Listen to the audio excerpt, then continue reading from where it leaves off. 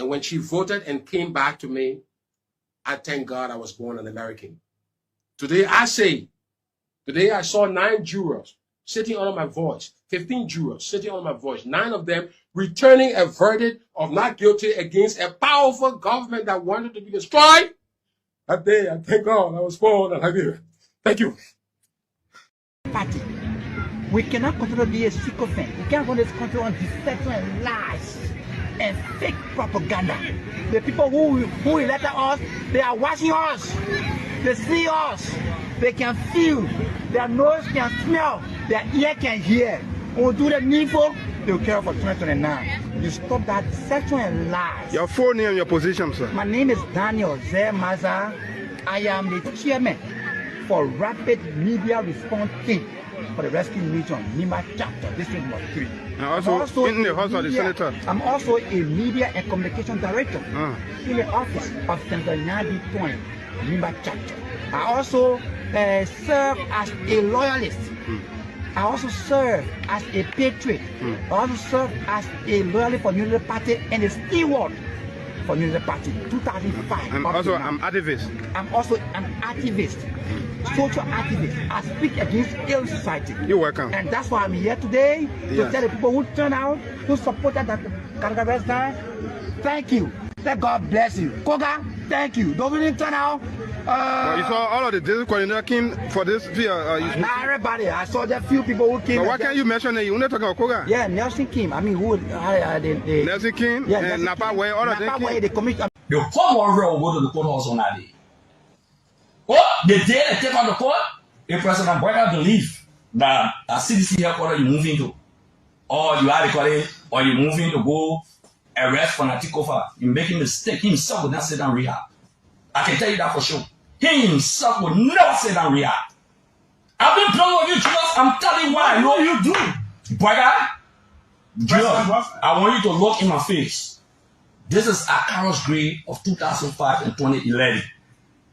When I spoke of Liberia and we were now with a bike, I voluntarily decided that we will lead and help this PR arm of the CDC. Not only that, the militant brigade of the CDC, the Unity Party formed a militant brigade during the 2023 election. That militant brigade and battle cry men will reactivating everything will stand up for our rights. This will be the last of it. I take full responsibility for any application. Police are just moved in. What police? Judas, the police. No, let me just tell you this. Judas, do you think the police want to take care of the entire Monrovia in every quarter of Monrovia? Do you know the number of police? Do you know the number of police in Liberia? Judas, we shouldn't reach that level, but I can guarantee. There's not any child Nima who go on the radio and say anything about me. I will not say anything to him. Because there's virtue in silence. Sometimes you go very out of emotion, you talk something. When you leader, you gotta take them to talk because words are bullet. When you speak there, don't come back. And so I can show you the errors. You hear me talking, it means then you're not car. We in a room. And I'm talking in our room. Other than that, they will everybody slam my ears, sir. I will leave it because their job is a package. You see the convoy I can't wait? And the good thing inside. You know the bad thing inside, they will cause you, they will cause your man, they will do. So it's a package and you're enjoying the convoy too. Party. In no time, everybody now, they have Harvard ambition. You know, some people say they want to be speaker, they want to be deputy speaker, some will be president. How can you be a minister in the government? So what have you seen? Are you not convinced that the woman will be re-elected as a bona fide United Party party? When this woman is re-elected, you have space in the government if you're doing well? Because if the government is re-elected, you got a job. So why you want to go fight for one district seat? That means something not right. And the president needs to hear this. Those that in the cycle of the president, he must begin to test out those that want to be representatives, senators, president, while he's serving as president. And I will say this again, they will get at me. Meaning you don't believe in this government, you do not believe in this president job that he's doing. You fake it. So That's why the biggest investment we had is $500 up to $1 billion worth of drugs that they are facilitating and bringing in. But you see what we're doing? We're not doing drug business. This is serious business. There's a lot of money. This is serious commitment.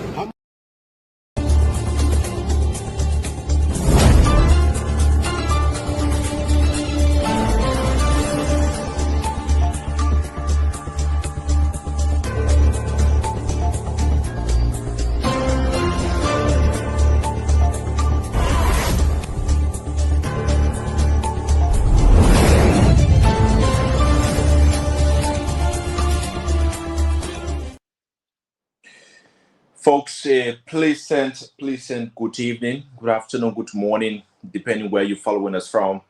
This time, we want to say welcome. This is the Closing Argument, and we're live as always on Facebook, YouTube. We've also been simulcasted on several online platforms and radio stations across Liberia. Specifically, we're here this evening to talk to you, to share with you, and to explain to you trending Liberian discussions, trending and important updates about Liberia, about our growing politics, about, things that matter most to your listening audience. And it's always good to come on.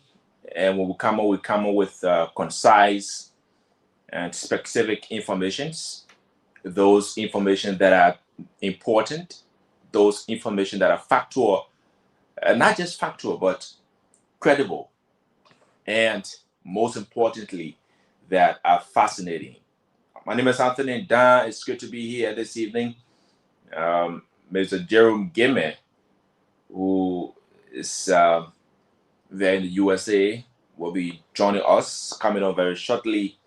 Mr. Sylvester Pewee, Dr. Heron Peabody, Chief St. Tomalin George, and the rest of the other panelists are also expected to join us pretty shortly. But just before they come on, today is Wednesday, and today is August 12th, 2026. 5 months, 29 days, or 5 months, 30 days ago.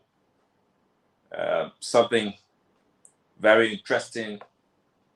Very, very, very, very interesting happening in Liberia. And officially, this is going to be a quasi discussion later on the show. But officially, we'll update you a few minutes from now with the headlines, our discussion for tonight. But 5 months, 30 days ago, social media commentator Prophet Key, Opa Yazie, was sent to the Bureau of Corrections and Rehabilitations of the Ministry of Justice, or also known as South Beach. He was sent there for 6 months imprisonment for statements deemed, not in confinement with, or not respectful to Liberia's Chief Justice. And from tomorrow, officially, he's going to be released from his custody, from his prison, from his room. He's going to be walking out tomorrow as a free man. And trust us, we're going to be there as early as we can tomorrow to make sure we capture that historic happening. But Javier, again, want to say welcome. Today we have several trending Liberian topics, trending things that are happening in the country. For the 5th time, the Liberia Drug Enforcement Agency gets new leadership in 30 months. And the biggest question stands, can Zankia fix the agency? That's the biggest question. President Joseph Walker demands results at the Arrest Agenda for Inclusive Development program at Monrovia City Hall. And the biggest question is also, is his government delivering? Liberia's economy projected to grow by 5.5%. This was being said by Finance Minister Augustin Pewee at the Arrest Agenda for Inclusive Development program at the Monrovia City Hall on yesterday. Senator Samuel Gongloe challenges MDR Pro. Can a political party investigate its own senator?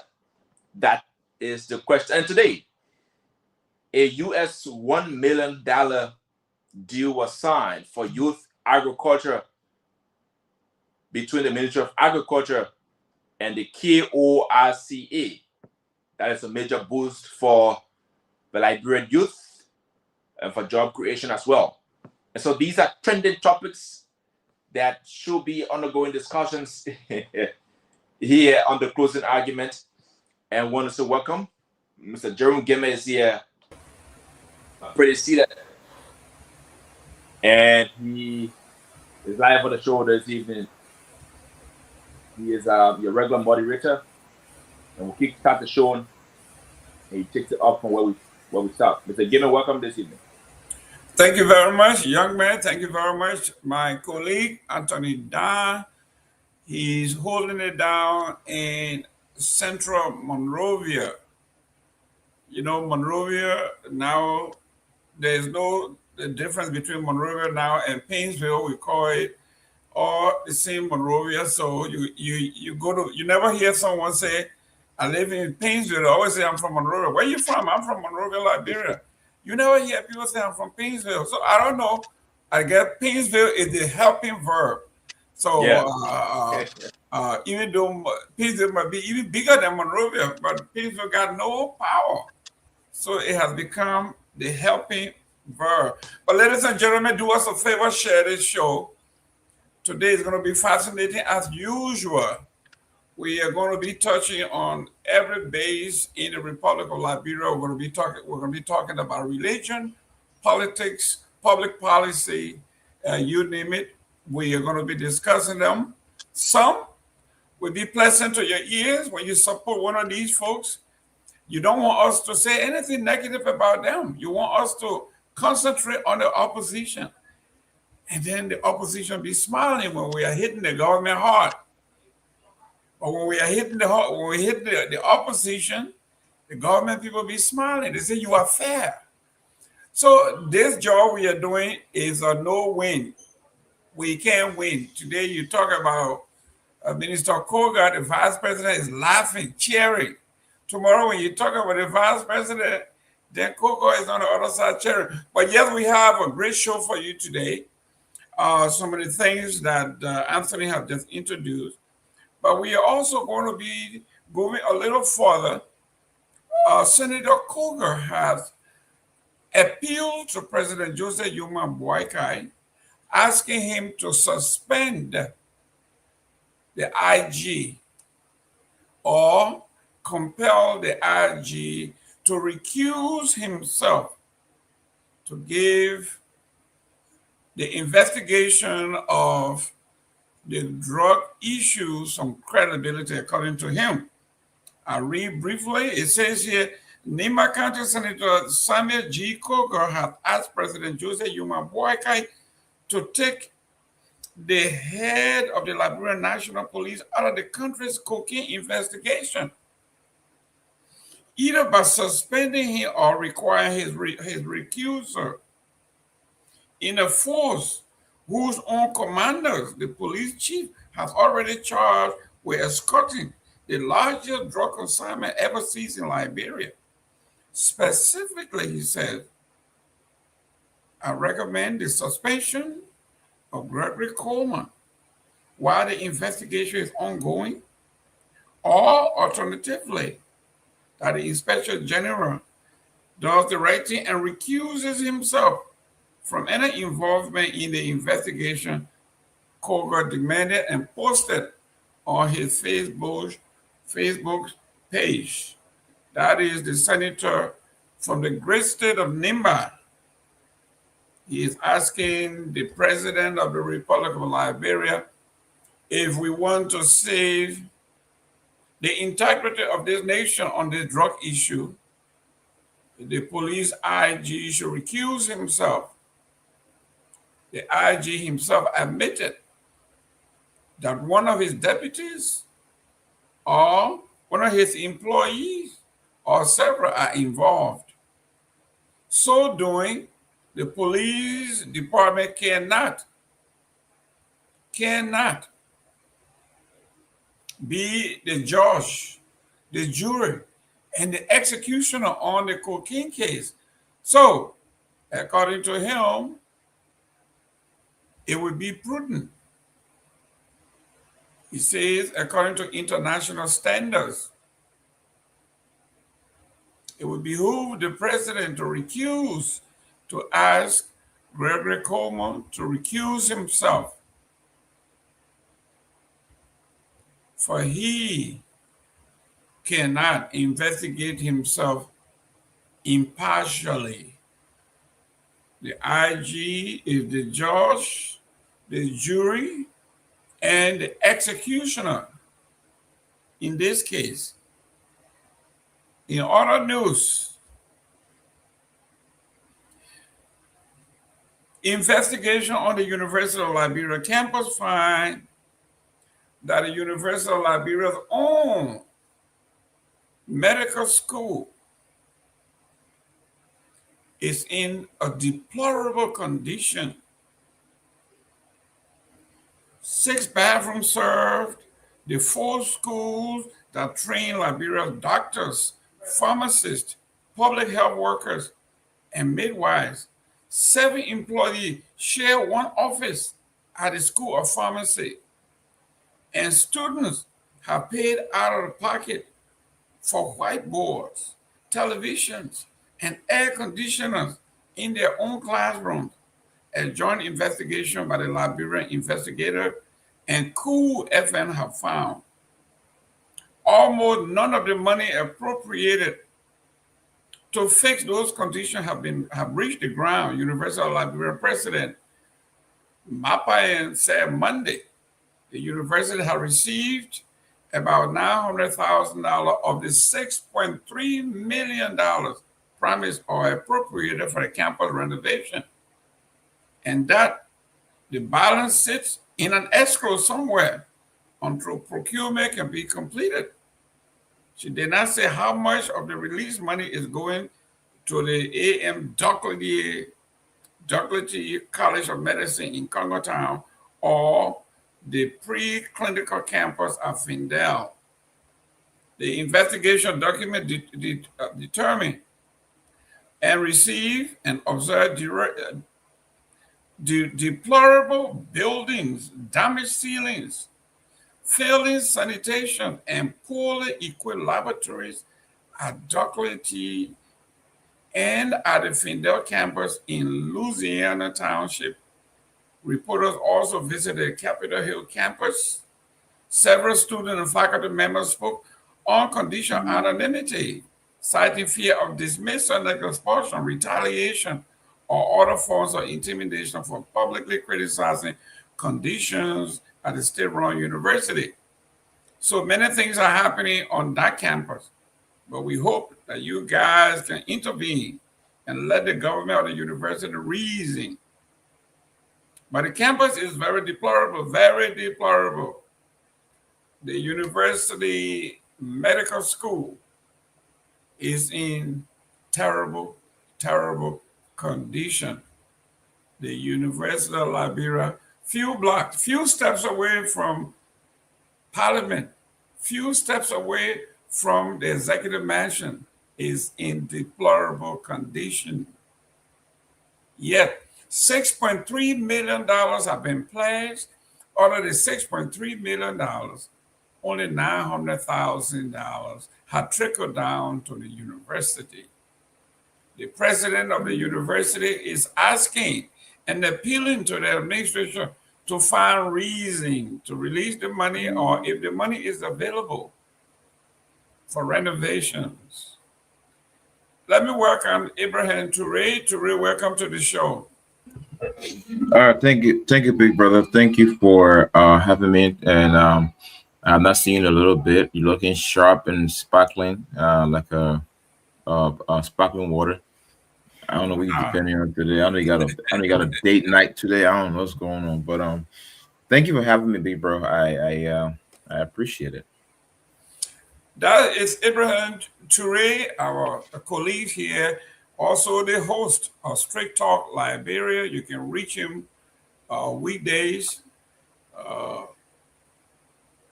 Contact, comment, participate, get involved. This is our country. The platform belongs to everybody. So when Straight Talk is here, you know, we like to hear it straight. Whether you like it or not, it is still Straight Talk. It didn't say crooked talk or please you talk. It says straight talk. Certainly. Sometimes when it's straight, you know, today when you hit the government, then the opposition is smiling. Tomorrow when you hit the opposition and the government, people say they meant fair. So it's a lose-lose. There's no win-win in this. You can never win because every day one side is going to get upset with you. So you will never win. But it's an honor to have you here. There's a lot going on. Talk to us. You are from the Maryland. Where are you? Where are you located? I'm in Maryland currently. Okay, it's in the DMV. Now, talk to us. What's going on? What the people in our area? That's a very basic political area. What's the trending issue? What's on the minds of the people there? Pretty much. You know, I know you live it in our Liberian context. Every Liberian everywhere that I've visited, spoken with, you know, in as much as we want the government to do what they're supposed to do the right thing. You know, at the end of the day, in as much as some of them support the government, like, you know, for me, I always said I'm pro leadership. Contextually. In other words, if the Liberian people made a decision and put the person there as the leader, all we can do is bring ideas to make them succeed, because we cannot pray that it doesn't succeed just to make our own person we're supporting, you know, look good. But they are frustrated. You know, a lot of Liberians are frustrated. People are asking questions. For example, when the idea of the fire, when it happened in the country, the government moved quickly. They were independent. It was discussed within little to no time. There were independent body that came, that did an investigation. They were, you know, about the fire thing. The president spoke more swiftly again. I mean, about that, and it was like all hands on deck. But now, even when they never had a direct lead, they were pretty much bringing everything. But now that there is some kind of lead to solving these problems, you know, you got the two guys who, the two foreign nationals, they're in custody, you know, supposedly they're in custody, but you still don't have no trace. You have an attempt. Yeah, he had an attempted robbery situation where allegedly he was supposed to have been giving some $10,000 out to Dahn, but then still since that then Dahn has not, it's not been known that he's been charged with any crime or been arrested for anything, and what was the reason why somebody feel comfortable enough to come to him for any kind of electoral treatment for the main suspects in this case. So that Liberians are feeling discouraged about that. Many Liberians are calling on the resignation of, you know, and some of them have moved from resignation but firing of the police director, because they're saying that there seems some kind of foul play here, because there's no reason why, you know, he's still in the case. He has lost all credibility. We with people within his own circle, he should not be on the case. So Liberians everywhere are discussing that. And some of that even saying even the newly appointed DEA director, they could probably do little to nothing. He come in with military, whatever it is, but he may not have the requisite expertise in, you know, which is very arguable, to be honest, in solving drug related issues. But I think those positions come with leadership, oversight, you know, and I don't think that's something we should go over his head. But, you know, Bray, your question, these are some of the things they're discussing. Going back to the education thing, yeah, Liberia education system, especially the University of Liberia, has been like that for a long time. Most of us were kids. Now we're men now. We've had a problem. There were times schools not open for months, you know, and people had who were in 4 years program. We had to say 5, 6, 7, 8 years, only because of that closure and stuff like that. The government that needs to go Any government that claims to want to do great for their country or for the people should be looking at the education and how can you improve them. If you cannot educate the people to think better, then I don't see I don't whatever promise you make is not in foresight because education is really what inform our decisions. So these are all the talks that have been happening around per what I've heard. And hopefully Liberians are listening today will have their own contributions and so on and so forth. Yeah. Great. We are talking about a lot of issues here, and the diaspora is the heartbeat of Liberia. So and I know if if your people on the ground sneeze, you will catch the cold here because they are now calling you for help with tuition and everything else. Even those who are doing better than other people, they find the situation, everything now that happened is to lie on the government. I mean, that's an easy excuse, my man. Please send me something that plays hard. Even though they are doing very well, they blame the government for everything. Same thing during the war.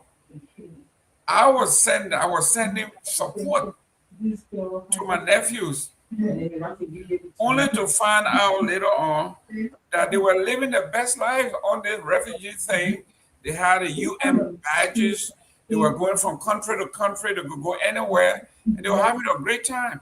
Still, we were sending money. We were paying their rent and buying their food. They have place to stay. They have food, and they have money from us for years. So when the war finally came to an end, some of them were upset. The grievance train has started. Now you got to go back to Liberia. Same thing.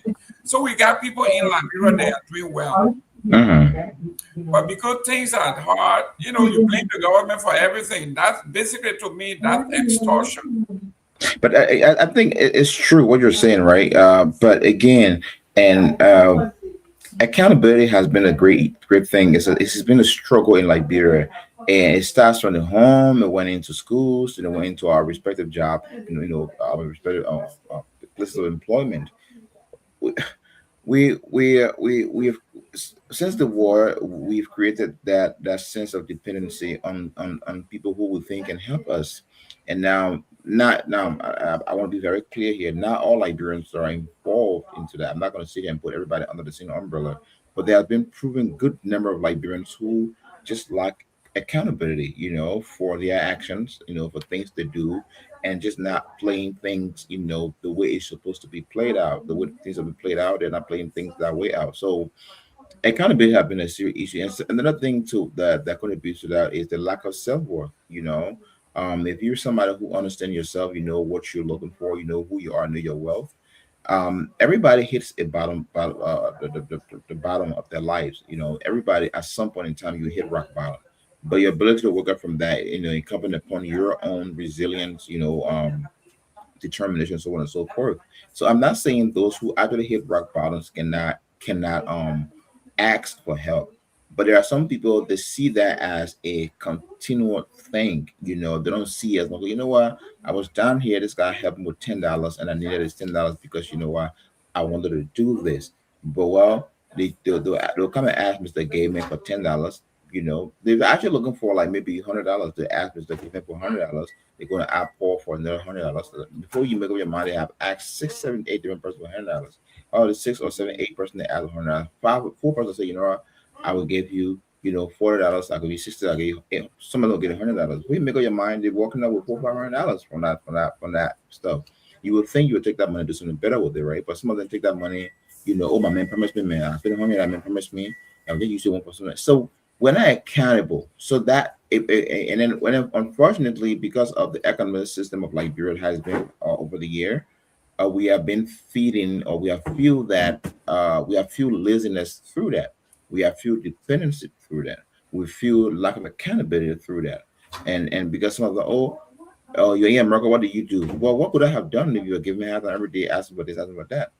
So it has a lot of things, and I don't think they should blame we can't blame government for everything. We blame government for those cardinal things that are affect the the image of the country. For example, we're discussing drug situation today.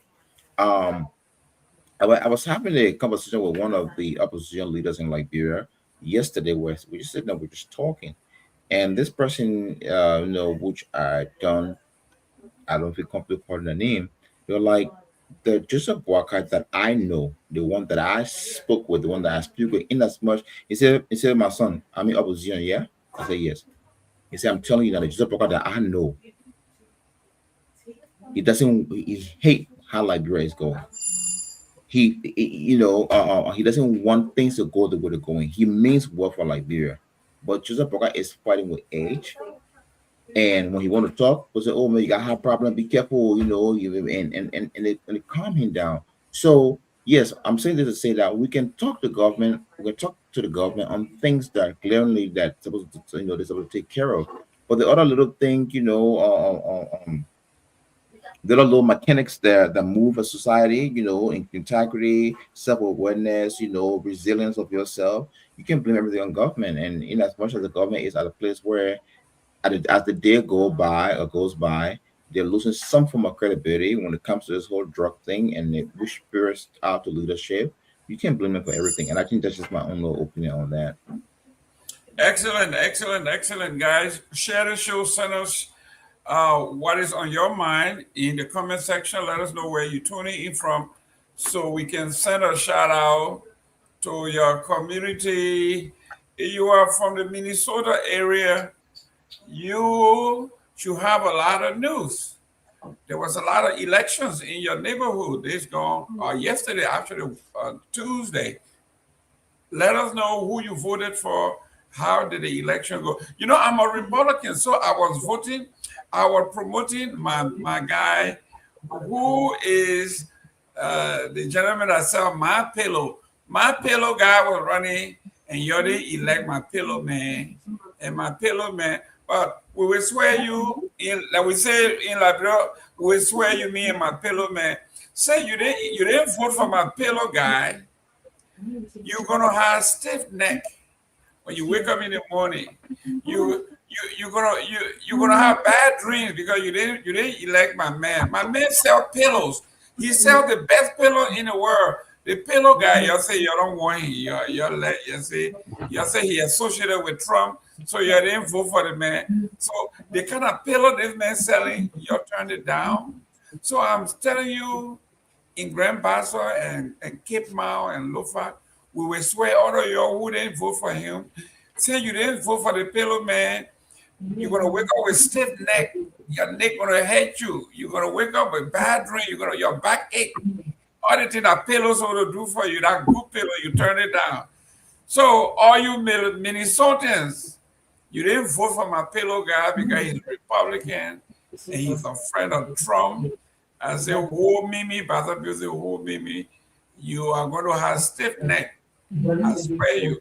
Yes. So, Abraham Touré, you guys, you didn't vote, you didn't call, you didn't campaign for my man, the pillow guy, they beat him. You didn't even cut. What's wrong with y'all, man? You don't like good things?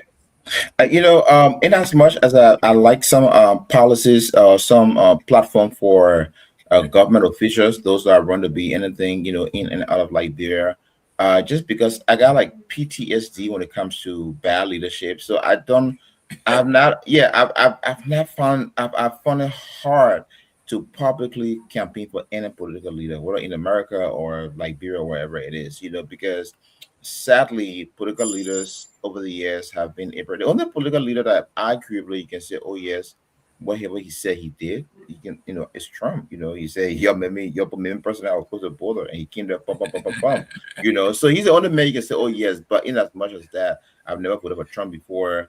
Do I like some of his ideologies that he brought up? Yes, I like some of them, and I believe that because I'm a conservative. I don't know if I'm a Republican or not. I'm a conservative, and because the Republican Party have subscribed to most of their views because they subscribe to mine as well. But I've never been able to, freely just go out and open and say, you know what, I want to support this man, because of, this is X, Y, and Z. So unfortunately, that's why you did not see me. Yeah, I'm not saying I would never. It was just a joke. All my friends from Minnesota, they were texting me. So how did your pillow man do? And they were laughing. CC Goya, River Sales Pro, all of them were good. I mean, how did you? They know my man lost, and they all calling me and taunting me. Most actors, welcome to the show. You in Minnesota? I know you're laughing. You're laughing at my pillow man, my pillow guy. They said they don't want billionaire to be leader in a state. So you would tell poor man, what the man say, how can a poor man make you rich? But ladies and gentlemen, that was the joke of yesterday. All my friends from Minnesota were calling me, texting me, how did your pillow man do? My pillow man didn't do my pillow guy didn't do well. They beat him. But hey, that's what it is. But CC Goya, River Says Pro, Lofa Julius, all of you guys out there taunting me because my fellow guy lost. Hey, we'll be back. Let me work on the Chief Tomalin just work on the show. Mr. Gayman, good to see you. I hope you're great.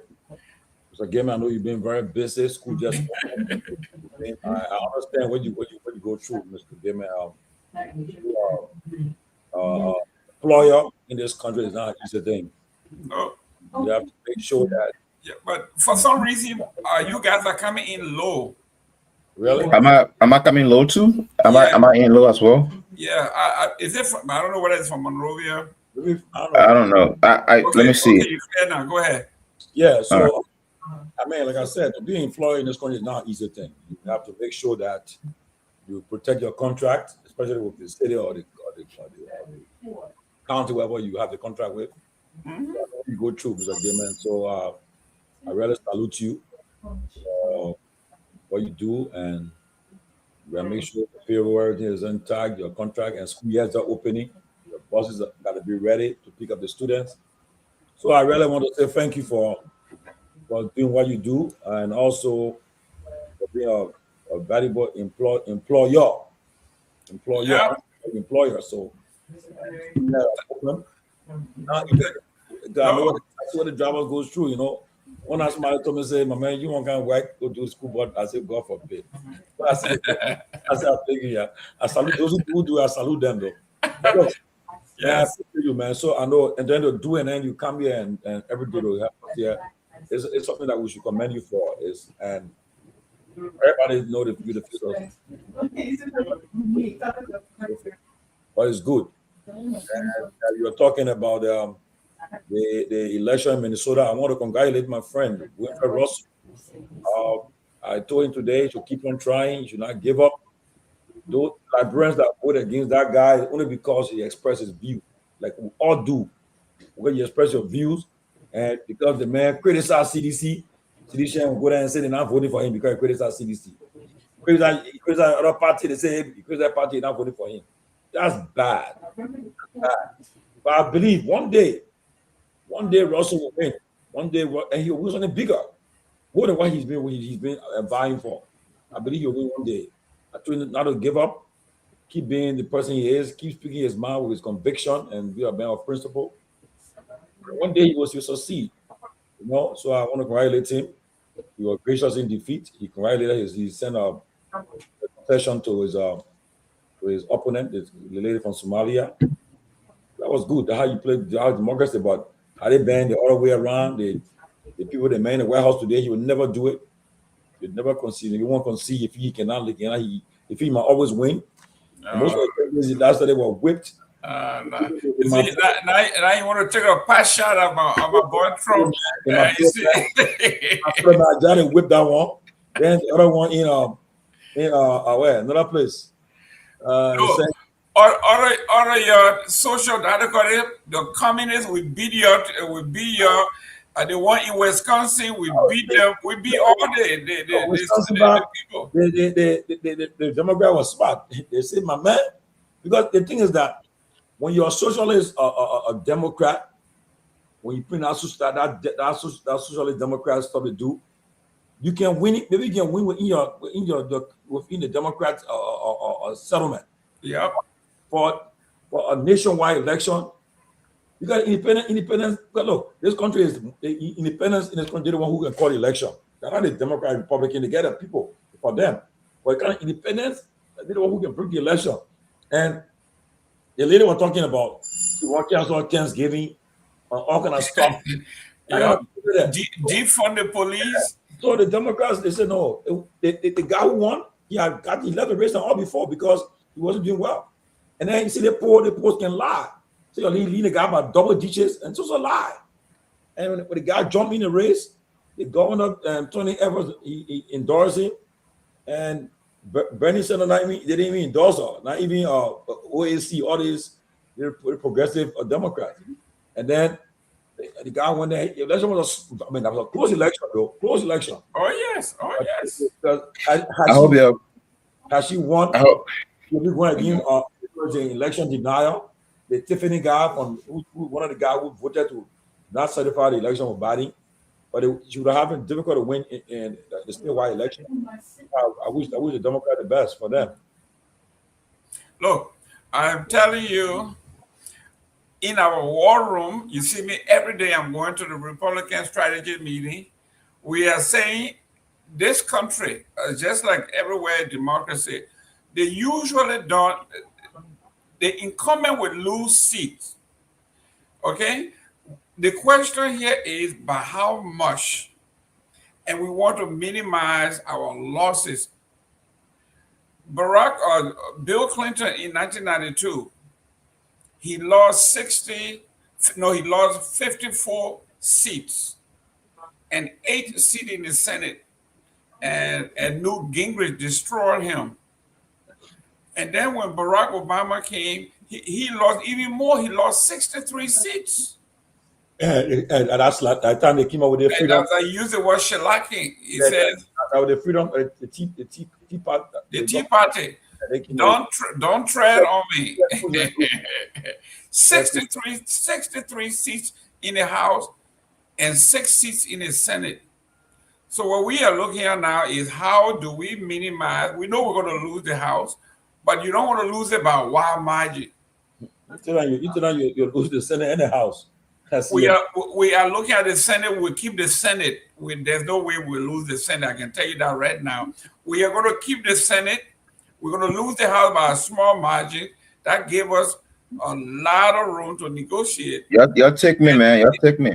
And even in the Senate, if we are tied, the vice president will break the tie. So we're still up in that area. In the House, if we lose the House, we're going to lose it by a smaller margin, not by 30, not by 50, or not by 60, because the Democratic Party is giving us places that we have written off. The Democratic Party, by bringing the Democrat Socialists in this midst, they are giving us life. Yesterday we counted about 10 seats nationwide that we should have lost. We were so being in the hole. But with the kind of candidate the Democrats are putting forth, we are feeling good about ourselves. And we are going to make sure that you guys will lose bigly. Bigly, that's correct. I'm raised on independent. I'm not Democrat. There you go. You see? No, I'll be honest with you. Listen, Baker Murphy told us. He said the most dangerous politician to be afraid of is the guy who says he's neutral or independent. He's the most dangerous politician because you don't know where he stands. So give me an example. Do you know I supported John McCain in this country? In fact, I was like one of those who was saying, why don't they begin? Why don't they begin with the food? I call him football. My friend, I said, I don't play football called Obama. You want McCain will beat it. I will look the ball. One look, the boy Hillary over Hillary. One look. I said, I call him no drama Obama. When that boss started making his moves, I said, what? And just like that, when I look, boop, the ball, I said, he's surprised. I was shocked. Yeah. I supported him. I mean, I thought McCain my man, you know. Even the Bush. George Bush was my man. I like Bush. Oh yes. I work for his campaign. I'll be honest with you. The present occupant, I got a Republican friend. I respect that guy. I don't call him Boo Wilson. You see, because Trump is not a conservative, not even a liberal. No, he's been Democrat all his life. I say I don't know whose side you're on. Because he don't act like a conservative. He don't act like a liberal. Nothing. You know. You see John Bush, a compassionate conservative. Yeah. John Bush care for immigrants. I mean, he almost passed the Liberia Immigration Fairness Act, Immigration Reform Bill. Almost passed on John Bush. He only shot 5 votes. He was concerned. Look, about it. Liberia, we're lucky that our crisis over because had it been Trump, he won't put no American support in Liberia. You say please spend the money there. You know, then again, Ukraine had not been the U.S. Congress, they won't have support. And people actually Lindsey Graham, well, they don't want to push the support for Ukraine. But I mean, we watch what we'll see happen. But I'm very sure. Just imagine. I'm surprised that Republicans they are competing in Texas, in Georgia, so you can win. And the Democrat guys going Google Kevin this in Georgia and Texas. Yeah, I believe that. I'm so we'll see what happens in November. You carry me next time, man. You carry me. Torrico is going to lose. I don't know why you're spending so much money here. We'll beat Torrico. You will not win in Texas. You can win in Georgia. You might maybe try in North Carolina, but don't let everybody fool you. They will not say, yo, we got a power. Ladies and gentlemen, listen, I have to come out here and in defense of Deputy Minister of Information, Daniel Sano. I have been a critic of Daniel Sano for ages, but this one, between him and Kamara, I have to come to Daniel Sano's defense. I think Kamara needs to apologize to Daniel Sano, the president, anybody else in this administration has to come and apologize to Daniel Sano. Darius Dillon, my homeboy from Buchanan, you have to apologize to Daniel Sano by criticizing him because he mentioned Islam and he mentioned the mosque in his criticism of Kamara. Now, everybody is piling on that he should not have mentioned the mosque in his criticism. That is nonsense. We have made fun here 1,000 times of President Weah in his church, singing, preaching. We laugh at him, we criticize him, we mock him. We have criticized Musa's ability, we made fun of him, we've done this, we've done that. No way that the deputy minister said Kamara's behavior, his behavior since he's been in leadership requires him to go back to the mosque and ask Allah for forgiveness. I don't think there's anything derogatory about what he said. It's just the way we always tell President Weah, go to your Foglicon church. Nobody says that in any derogatory sense because there where he goes, there where he preaches. It doesn't mean if you told him to go back to get down from the pulpit mean you are anti-Christianity. No. So for Dara Dillon to be a political junkie, to try to make a name at the expense of Daniel Sano on this one. You know, I'm always on his case, but this one, I think you're wrong, Daniel Sano. You need to apologize to Daniel Sano. Those who are calling for his expulsion, his firing, you are wrong. Daniel Sano, we're asking to come back on the show. I don't think he did anything wrong by asking Kamara to go to the mosque and ask God for forgiveness for, he says, and I disagree with him on this one, for bringing George Weah to us. He said the greatest sin he ever committed was allowing George Weah to be president. He needs to go to the mosque and ask God for forgiveness. Politicians say that all the time. So I don't see anything wrong with us saying he's attacking Islam. That's not true. We'll discuss that. Welcome, Sarah. Welcome to the show. We can't hear you.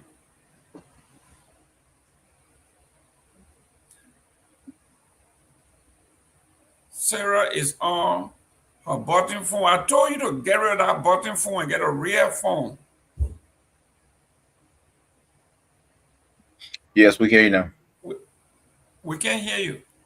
Yes. How can I hear her? I'm hearing her though. No. Now I can hear you. You are something else. Welcome to the show. Thank you so much. I just want to say hello to everyone.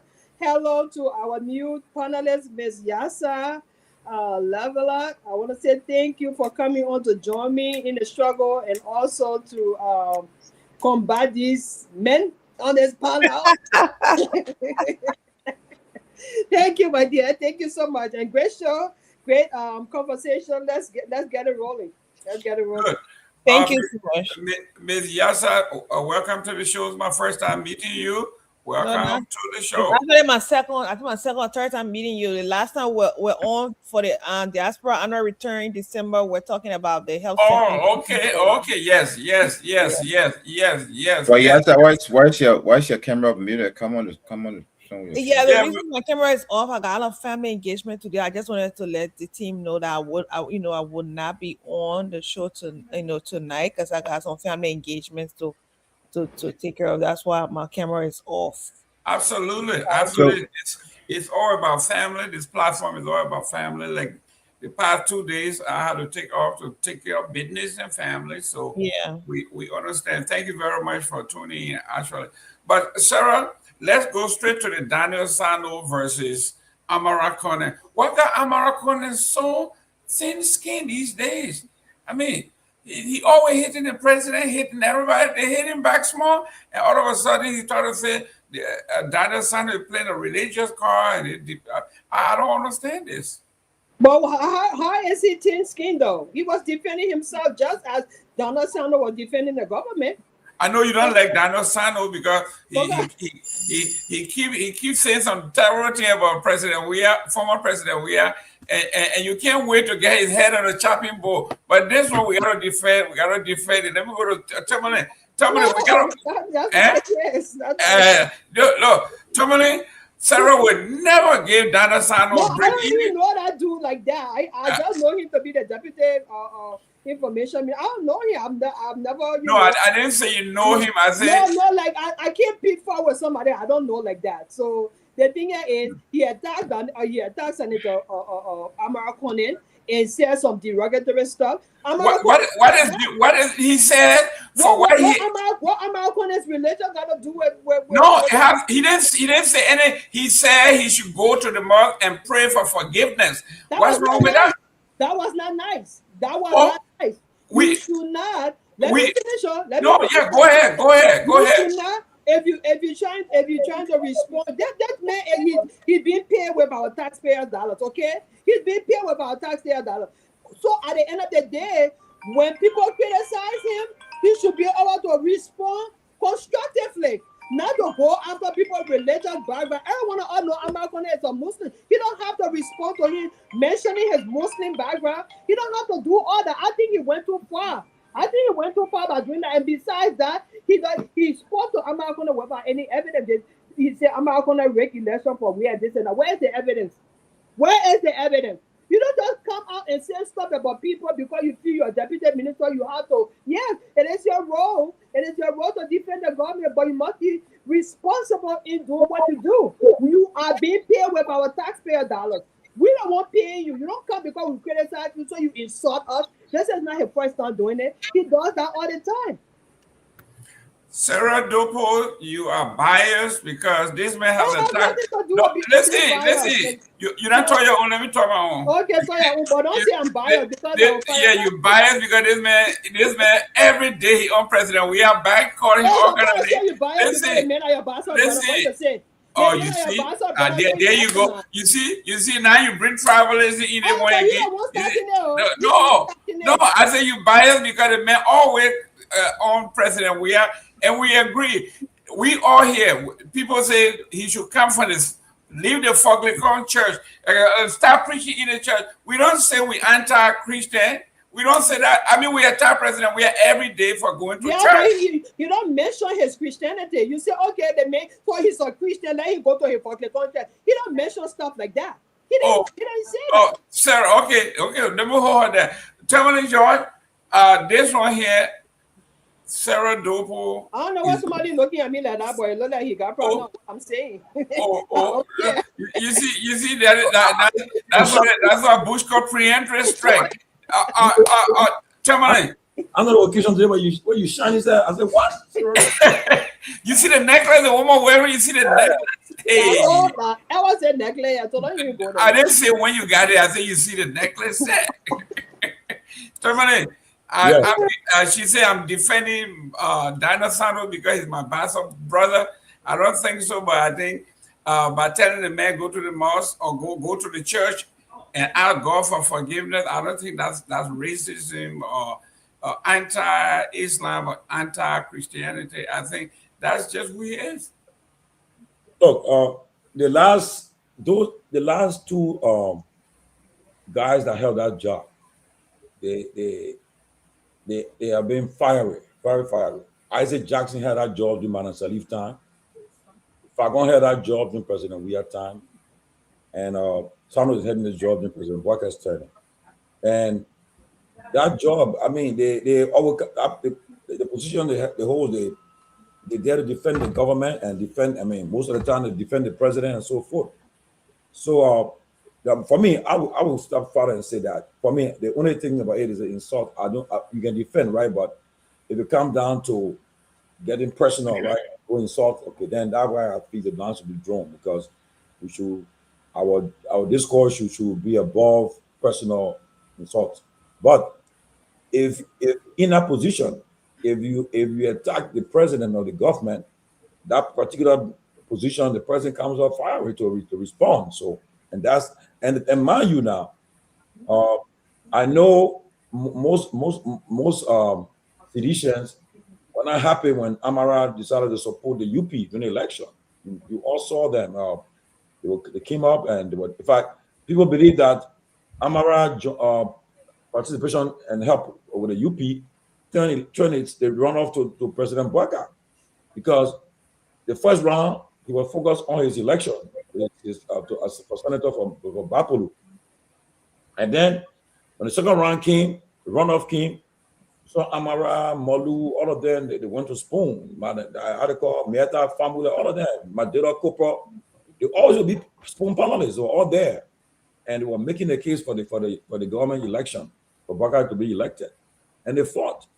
And as I watched a clip, somebody sent me a clip the other day, and he was, I think, standing about him crying on the day Bouaka was declared president. Like he said, he was crying because for joy. He said because he had told somebody that gave the president at the time, then Kennedy Bouaka, they gained gained some numbers, and numbers again was the number weren't realistic.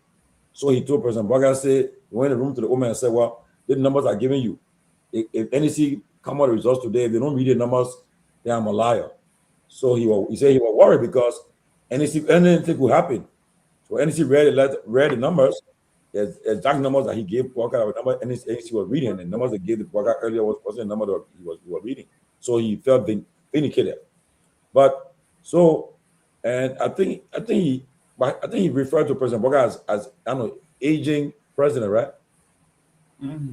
Yeah, and so I think, and mind you now, Bouaka is in re-election. So, and the last thing you want the UP guys to see that you're dismissing as old and think right now to say you're old, that I hope the guy right now, he hope the guy. So they will defend that he's trying to say he's not old and defend him. So, and then they got into this exchanges and what I see going on right now. So, like I would say, they can disagree in exchange, but with civility, you know. But right now, I'll be honest with you. If you're from the CDC, you will defend Kamara. If you're from the opposition, defend Kamara, because right now, Sanders is from the ruling party. So depending on which side you find yourself, you will defend the person. Whether the person right or wrong, you defend that person. That's what happened right now. So that's what we see happening right now. The back and forth. But again, Mr. Gayman, there's a politics in our politics have come to where they have come. And then now you see I see Daniel Dickin and stuff on other reports and so whatever the case, making accusation. So Kamara is responding to, and his guys, the resources are all responding. That's why they're going right now, back and forth. You know, so right now for us, we are independent people. We on no side. So we only just to see it. But I mean, that's what happened. Right now is the UP guys are all defending Dahn, and the other guys, the other side defending Kamara. Back and forth. But for me, I just say they should do it. Just forget about the personal insult at all. It's not to that extent, you know. But so right now we're just watching how they play the guy, what's happening. Because I guess what happened in 2029, it will get nasty. More and more what we're saying. And that's why the likes of the CMC, the likes of CMC, the likes of right now MDR. See what happening MDR now? Tell me now. And I will say this publicly. Say what you want to say. The vice president, I believe, he's involved in the MDR crisis. They trying to the next thing you hear, they will expel Koga. Because they set up a committee to investigate him, and they expel him. Because Koga have been torn in the flesh. It's happening now. It's not happening. So all this is going to get nasty. And I told you guys, cross carpet, yeah, there you are. We're not seeing it. More going to happen. You will see people from CDC too, maybe. They will get them money to go join the ruling party. They'll get a job, they join the ruling party, just like that. And then, if you in a ruling party, if you get fired, if the president fire you, or you do something and they get rid of you, you will flip. You will start hitting at them too. That's what will happen. So we just gotta watch and see happen. But again, Mr. Gayman, let's see what happens. Oh, I mean, I don't have much to say in what's going on right now. Just one thing I would say, that then just be free for going personal insult at all. Okay, let me welcome Victoria. Miss Victoria Ade, thank you very much for tuning in. Ruth Kwamba, thank you very much. I like Mapu Dyson, thank you for tuning in. And Joe, when you say this is a manufactured controversy, it makes no sense. But let me go to Victor Nagbe. Victor Nagbe, I think Kamara Kone is trying to play the religious card here. He called the man an unskilled sycophant. He called the man an unskilled sycophant riding on the back of an aging president. That's what the man is saying, that Daniel Sano is an unskilled sycophant riding on the back of an aging president. But let's go to what Sano said. Sano, Ben, you see the clock? Where is he looking for Ben Sanvee? They can't find. We don't even know where he is. It's 6:02, man. Your clock says 6:02. We don't know where he's at. So he's in Africa right now. He's in Africa. You know how big Africa is, right? He's all over Africa, but that's right. But Victor, I mean, here we are. Daniel Sano said, he said, Kamara Kone constant.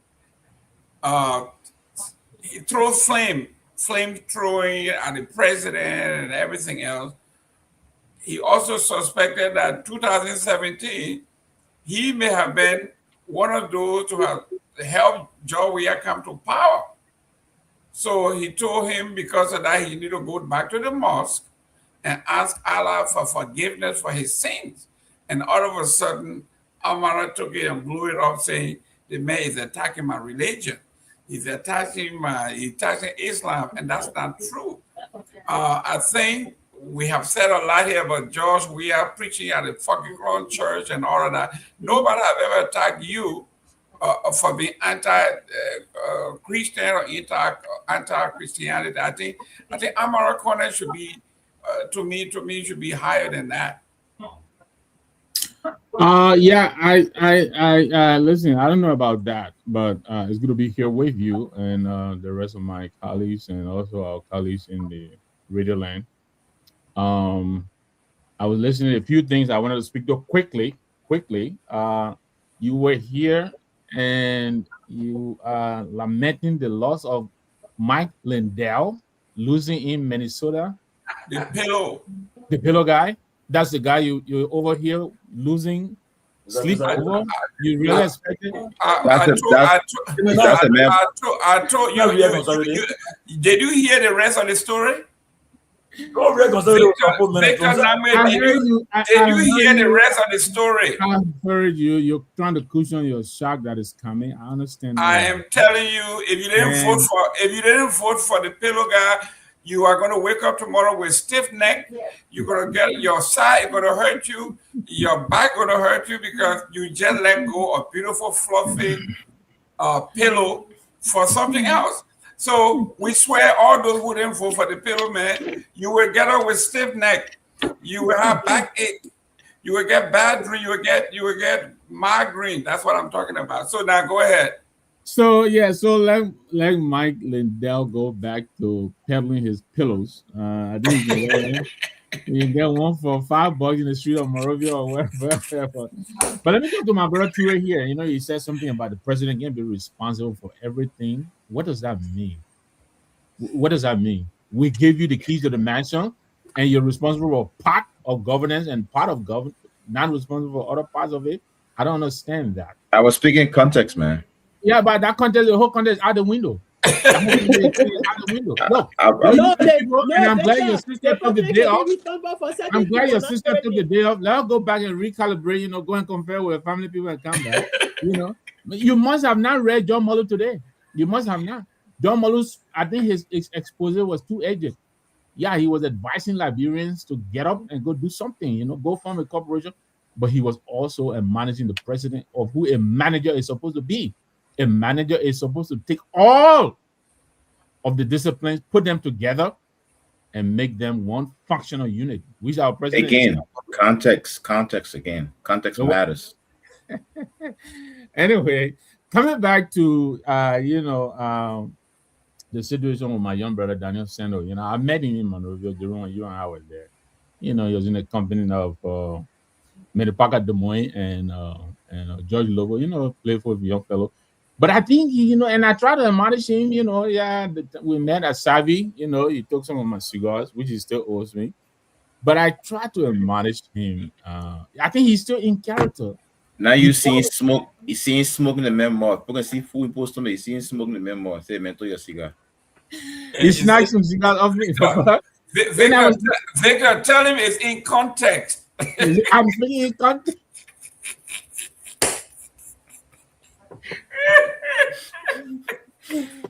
I'm in context, but I told him, look, he's still in character.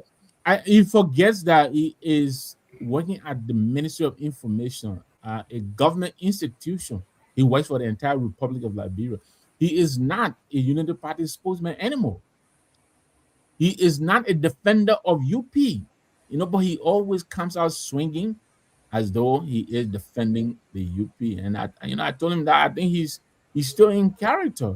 He has to represent all of us. He should defend the government, but not defend UP. The moment he can make that distinction, I think all of this Hulubala, you know, it will leave him alone. I saw some of the writings on social media, his own minister, his busman, you know, celebrating him, you know, putting on social media with the background of, you know, like stars. So apparently he's a superstar. And then, of course, all of the usual suspects come on in, Padre Hoda, you know, the Pigin get higher, the Pigin are bad, Pigin fire for fire. You know, all of those flunkies on here talking foolishness. But Jaliba gets it. Jaliba gets it. Jaliba is urging them to widen the umbrella. You need everyone on deck. I think that's a smart advice. They'll do what to take. But quickly, let me pass this. I think the real story out of this thing here, the UP people are upset with Sando. The cities people are upset with Sando because Sando is spilling the beans. Sando is implying that George Weah cheated in 2017. Yeah. That's what he's implying. He's also implying that Baka cheated in 2023. Those are the two words he's colliding. And I think this is where the whole furor is coming from. Because the cities people are not going to sit down here and take it that they cheated to come to power. They're not going to do that. Obviously, they're not going to allow that. The UP people are also telling him this foolishness. If you say this man cheated for Weah, you are also implying that he cheated for us in 2023. I think this is what this whole force is about. And all these people are trying to ring him in. I don't believe it was anything about religious, you know, intolerance. I don't believe it. I understand your concern, Jerome, and all of us have said it here. We always tell people to go to church, and seek forgiveness. But I think that is the real story in my understanding. But it's good to be with you all. Let's get a show on the road. Yeah, so you agree with Joe Moyu then that this is manufactured? I think to a large extent it is. I don't think it was manufactured. Sano I said was. I mean, he's called Mr. Cummings, the worst, which I'm not going to repeat here. He's called President Weah. Oh yes. He's compared to President Weah to the mosquito. So I don't really know what his young brother is thinking. He's in a position that is not an elected position. I understand you enjoy the confidence of Jerome Pewee, but Jerome Pewee is not his appointing power. Joseph Boakai has to take some responsibility, and I think a lot of people are urging him now to take a second look. Yeah, I understand he came through Yombly and Dillon. They will a lot of power in the government. I understand all of that.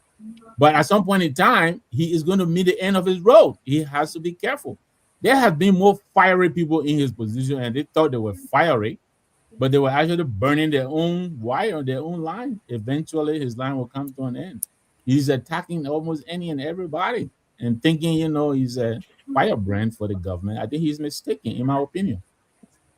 Great. And I will say to my brother, Dana Sano, Gayu, they back at Dodi. I'm telling you to come back on this show so we can discuss. Let me go to Toure. Is this something that I see Sarah she's all fired up when you hear this guy because they got we're attacking President Weah. And anybody who says anything negative about President Weah, you are walking down Delaware, anywhere in Delaware, you gotta be careful. Sarah gonna run you over. but Toure here, Toure himself will not believe that. He knows. There you got two folks, right? This man calling another one unskilled sycophant riding the back of an aging person. And nobody see that as an insult. The other man said you should go to the mother and ask God for forgiveness. And all of a sudden, all hell break loose. They're saying I don't see it. Go ahead. So that just tells you the religious sensitivity we have in our society. And I think I love it when I can agree with Mr. Nagbe. I love it, because sometimes when I don't agree with him, he say whatever it is. But again, you have to take religion out of leadership. Now, for example, no business owner wants their employee allows the employee, even if that thing that which the employee is trying to do, if it's quote unquote in the interest of the business, but if you're the way you want about it, if you bring noise to the business, no business owner wants that, right? That's why in responsible society where people who are in high key positions, they are educated, have the skills, have the understanding, they come up with standard operational procedure that governs that institution because what they're trying to save the face of that institution. Liberia have had a serious problem with, policies, when leadership. So everybody and anybody, once you're in government, the best way to show to the employer or the bosses that they're doing well is to speak against anybody that say anything against that government. And unfortunately, the Villa Sando guy happens to be a young guy. I've never met him in person before, but I think you have to be mature to when you have certain positions. When you have your government position, it's politics. You have to be mature how you handle affairs of that position. It's not everything you need to speak about. It's not everything that deserves or requires attention. And if you speak to it with humility, speak to it with not arrogance. Don't come like you know it all. And this is one challenge we quote unquote young people compared to in the context again of the ages here. This is one challenge we young people have had. We feel very opinionated about almost every and anything. And because we are opinionated about everything, we want to discuss everything, want to say everything, it puts us sometimes in a position where we are hurting the very thing we say we're trying to fix. I think, are you guys hearing me? Yes. Hello? So, yes, we can hear you. You're breaking a little bit. Okay. So I think in my own thing, I think Mr. Sano needs to go back on the drawing board, understands that he in a government appointed position. He has to speak responsibly. He has a job now that requires him to speak responsibly. Even if the thing that's happening, is something that you don't like, the worst to do is to come and amplify it by talking about it. Tell the men to go back to the mosque and pray, whatever it is. Now, some of them will say, oh, yeah, but we started doing CDC time. That's the exact reason why CDC government was changed. It's no defense to come and say, oh, because of the CDC time, so anybody can do it now. You took the CDC government out of power for a reason. You came to Liberian people, presented yourself as a beacon of hope. So you coming back here speaking what? Am I being? Are you guys hearing me, or am I still speaking? Yeah, we can hear you. Hello? Yeah, we can hear you. Go ahead. I guess you're not hearing yourself. It's in my net. I'm Okay, hearing myself. I go just back the fact that in. it's sticking, so I thought So what I'm trying to say is this, right? We have to be responsible as to how we govern, ourselves for these trusted positions. Now, to be honest, I don't want to throw no jabs to Mr. Sando. I don't know him. With all due respect, he's a young man who I think I don't want to say much about him because I don't want to discourage the idea that young people cannot be trusted with power. So I would speak, I would throw with caution how I speak my opinion about it. But technically, if you look at it, he's trying to prove Mr. Americano right when it comes to the unskilled part of it. Because as a skilled person, you just know that not everything needs to be talked about. It's not everything. This is not them versus us. You're government. You're serving everybody. You're serving ANC, CDC, UP, MPP, everybody. Mr. Ture. Yes, sir. Yes, sir. Do you accept another professional calling another professional unskilled sycophant? Yeah, but who made a statement first? It was Daniel. Is this right? Is this right? Right? I don't know which party the Mr. Kamara is from. Mr. Kamara is a lawmaker. There are in front of UP. Exactly. So he know what he's talking about. He's there. He there. That they made them. They appointed those people. They know who are skills, who are not skills. They know who there. They know who is there because they're qualified to get a job, and they know who are there because they know who are there because they were qualified, and they know who are there because it's an electoral reward for bringing them to power. Mr. So if Ture, you don't say let that, man lie. Amara is not from UP. my point is this. Amara is part of an alliance to UP, but he's not from UP. Okay. So my point is this: for the fact that they all have to bring the UP to power, and Amara is saying that, I'm not going to know better than I know in this case. Wait, is he from Aqua? Yeah, I believe. Oh, no. Right? You so, listen, so I know what you're discussing here. Yeah. Specific party, but I know he's not from UP, right? You see? Listen, guys, UP won this. Are UP people? Don't hurt yourself. So my point I'm trying to make is why is he related by the post? Because they feel that. Come back in. You're streaking. Yeah, go ahead and land, my brother. Go ahead and land. No, I'll come back and let my brother say, well, I come back and everybody. Okay, yes. Okay, so Chief. Yeah, but Mr. Gayman, let's get it straight. What party Americana belongs to?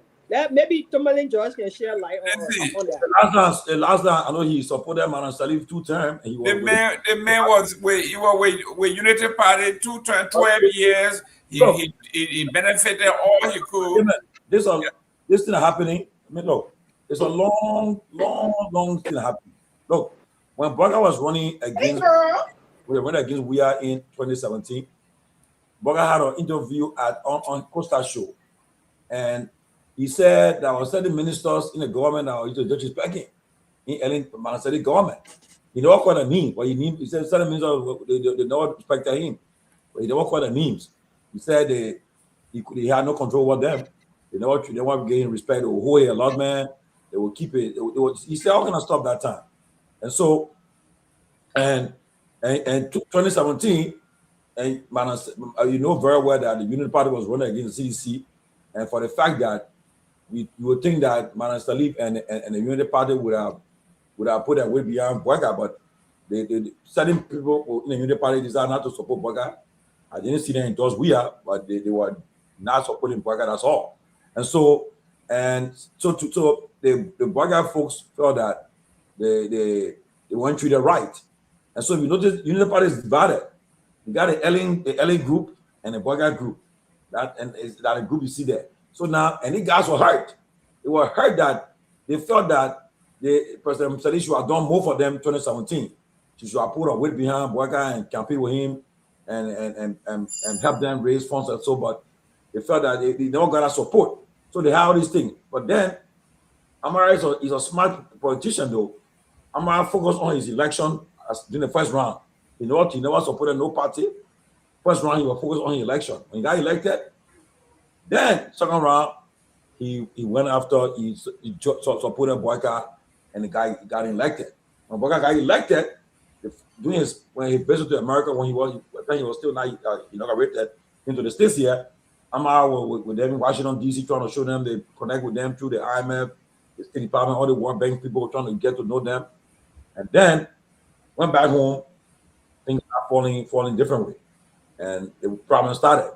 And you notice that Kamara, John Malu, and others who supported Boyka, they no more with them. They're not there.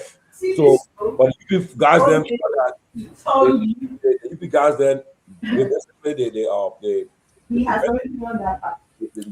they try to keep Kamara away and so forth. And so they wanted to be powerful, maybe. So that way the problem started from now. So now some people are asking today, say, I told somebody today, somebody said, but what you don't think that they think that happening right now, if you sanctioned by JMB, who knows? Who knows what happened? But the UP folks are all defending everybody defending their side. So again, like I said, I on the other side during the election, during the run-up, I was hurt during those days when they go on spoon and talking, they have one picture around here. Say what was that? I think we're trying our best to. Everybody took their side, right? Took their side, and I took my side. But it made fun of us. But I took it as a fun right now. I really don't take it serious. But what very happy right now is that long and growth. That's been building up for a long time. Yeah, from 2017. That's what you see happening now. From 2017, that's what happening right now. So that's been building up for a long time. So right now, the fight, take it or leave it. Amen. 2020 started already. Everybody taking a side. Why? I told you, you're going to make it fun, but Montel will come. Guys, let's mute. I'm hearing either radio or television in the back. Can you guys hear me now? Yes. Okay. Guys, listen, we're going to go to some of the trending issues in Liberia, like we said. Let me start with Tomalin on this one because he has not started. They said here, bribery is a crime in Liberia under Section 12.15 of Chapter 2 of the Penal Law of Liberia. Bribery involving a public servant is classified as a second-degree felony, applying to anyone who offers, gives, solicits, or accepts a thing of value to influence official action or duties. So now, Senator Koga is appealing or asking President Joseph Yuma Boakai to suspend the IG because the evidence is overwhelming. The IG admitted that one of his deputies or one of his employees accepted bribe on national TV. If that is the case, it's a crime. Why hasn't this man been charged and put behind bars? With that being the case, it is the president's prerogative to have no vote of confidence in the police chief, having suspended, removed from the case while the investigation goes on, or have him recuse himself, because this one looks terrible. Tomalin, does Coco have a point here? But Koga got to come with the evidence. You see? No, with the evidence is clear. The IG said it. The IG said one of his men, right? Yes. And what he did, the man was suspended, right? Yeah, but it's a crime. You can't suspend. He's a criminal. the man got suspended. It's a crime. So how the IG is involved now? The IG. This man work. Listen. The police supposed to arrest this man and put him in jail, have him go to court. The crime, the IG submitted the evidence on national TV, said his deputy accepted $10,000 in bribe. He said it, and the law here said, the penal code said that is a felony. So now, but then, okay, you say this man, the man who's, but you announced, the IG said that the IG took the bribe? No, but he should have arrested. He should have arrested the man and put him in jail.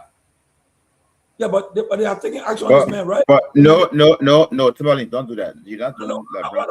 You're on the show when Seleke Kromah came and said one of the guys in person of Mr. Dahn was I got accepted a $10,000 bribe, and now he being investigated now. Yeah, for that action. So you said it. He didn't say, "Oh, it is to believe that somebody took the money." You said it that it happened. My question is, how did IG get in? Why the president should fire the IG? I don't know about IG getting involved. What I know about is the guy who took the bribe to be arrested and sent to jail. But so where is Dahn right now? We don't know. We don't know. He said the man is suspended. But so if you don't know that, then you're making an assumption. No, it's not an assumption. No, it's not an assumption. The government. You don't know what is it? No, Mr. Coleman, who is the representative of the government, the senior representative of the government, right now is Miss. He's not doing us fair. As a matter of fact, you said it from when he said this. What he said verbatim. This man here was involved into taking $10,000 bribe to have a pretty much leisure treatment for the guys in custody. You said this thing here. I can play the video if I can find the video and play it for you. If that was an allegation, huh? If Kromah said it, is Dahn still at his job? It's not a matter. It's not enough. Listen, it's not enough. A crime is committed. When a crime is committed, the criminal is arrested. Exactly. That's the law. That's what happens. And you came here, you didn't say, "Oh, it is to believe that somebody took it." You said the man took it. So when you said the man took it, that means you acknowledge the crime. The reason he got dismissed from his job because why? There is a crime that he committed that you came here, you told us. We didn't know about it. You brought to us. Everybody, they say because I said it. No, you will not be fair. This is what I want to tell you. You'll say a CDC or CDC man. It would not be fair. It would not be fair, right? It would not be fair for you to come here and say, "Oh, because of some reason we believe that Mr. Pewee was on the closing argument and he was distributing our data will all be authorized." And knowing distribution of data, if it's a crime, then you have the authority to charge him the crime. You're not charge me. You say we'll suspend him. It's one thing. No, you're not a private institution. You are a government institution. Private institution can do something and say, "Okay, we're not going to press charges. Say we fire you." You're different. You're a government. You're the one that regulate. You prevent crime. You stop crime. Stay on, right? No, this is no. You can investigate. No, you can probably investigate for other things, but not for the crime that you said he committed. You can investigate for other things. Anybody have been sent to court already? All those that have been action, I'm taking that. Is the Dahn man in custody? I gotta find out that. Has he ever been charged? No. Okay, let me go to Tomalin is being biased because he's a friend of the IG. But let me go to Victor. Really quickly. I think my friend, my colleague Tomalin, Tomalin getting the cow foot and mouth disease. That's why it is here. The government had to defend. The brother here, they said the police job is to arrest criminal and persecute them. The first thing you catch a rogue, you handcuff him, you take him to jail, send him to court. How can you catch a rogue and say we investigate when you got all the evidence? The FOC. Have they been sent to court yet? You what? What you said? arrested. So this one cannot be right. Victor, go ahead. No, all the people who coming, right? All the people that were arrested did not honor the direct supervision of Garguah Kromah.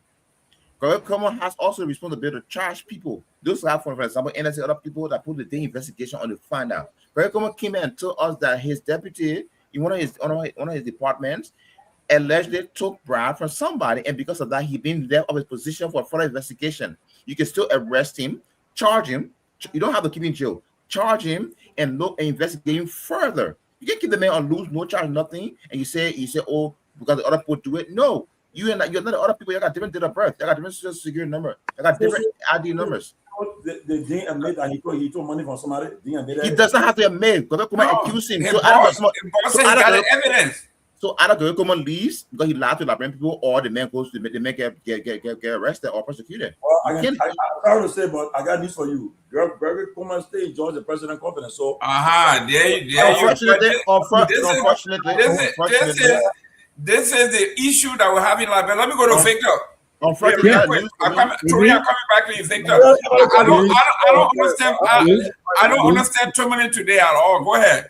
I think the president's action is to wait until these people recuse themselves, and then he will come back and fire them. But I think from all indications, I think IG comment, and I've said it here over and over, I think he has lost every credibility to still be prosecuting this case.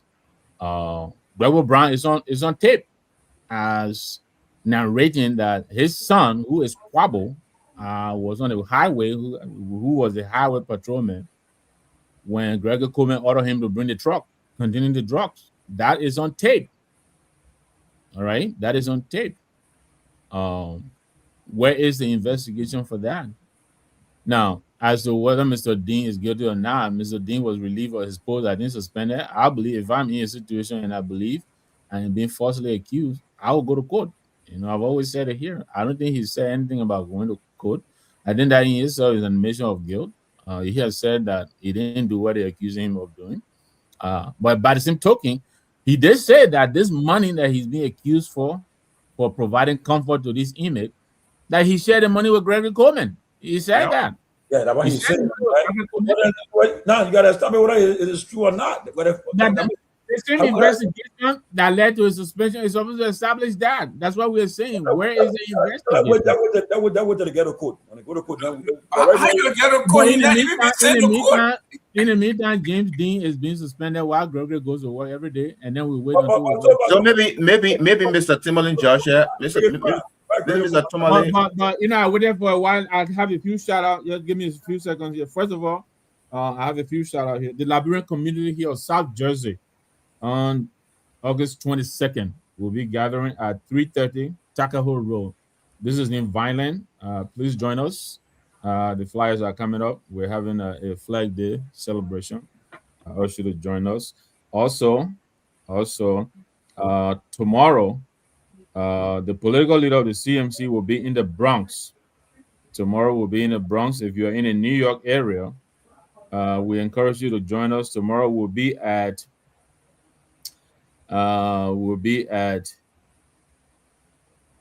209 East 165th Street in the Bronx, beginning at 5:30 tomorrow. Please join us there. Intimate setting, retail politics. We're not looking for a big crowd. We're just looking for an opportunity to sit with Liberians and explain to them what it is we're doing in the CMC. And then on Saturday at 7:30 p.m., join us in Philadelphia. We'll be at 2536 South 59th Street. The political leader will also be headlining another gathering there. So join us. We have these engagements. We are trying to get to people, intimate settings, try to understand. The telly is on fire. What our people feel the government is supposed to be about. So I wanted to give those. And shout out to my brother and friend, the Councilman James Barkley is watching. We'll all be in Vineland on the 22nd of August at 3:30 Tuckahoe Road, and having a good time. Yeah. So let me just put it in here. 1 minute, I'm coming. Tomalin, patients say we should start charging. So there's no sneaking And now put her comment also. We can read it so Victor can see it, because the invoice is coming. I know, right? They make it. That's the invoice is coming. All this press we're giving to CDC. What the press we're going to CDC and UP? She's not saying nothing about it. So let me just read this out real quick. This is what Garguah just said, right? And about 35 minutes ago. As a law enforcement officer, I expect criminals to speak ill of me. Their insults are not an indictment of my character. They are evidence that the law is disrupting their comforts.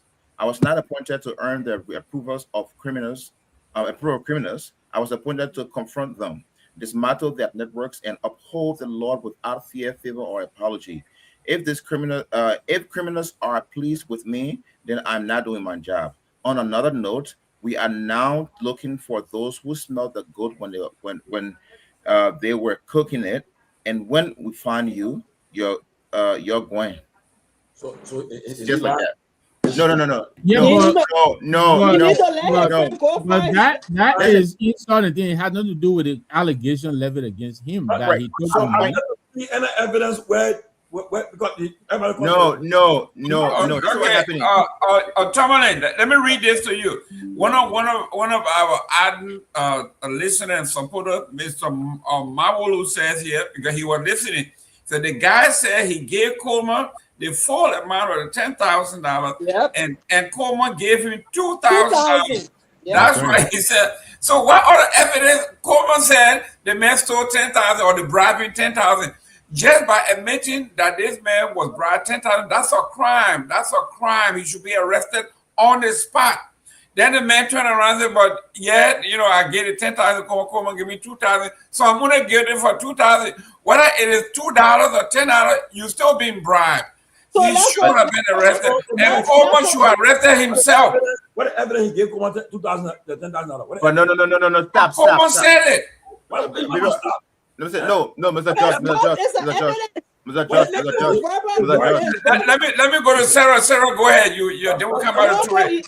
What kind of evidence you looking for, Tomalin? The man stated it. It's his own statement. He accused the man. I get $10,000. No. Kromah said the man was bribed $10,000. The man made it. He admitted that he got $10,000. Yes, so that's a crime. They should arrest him right there. Tomale,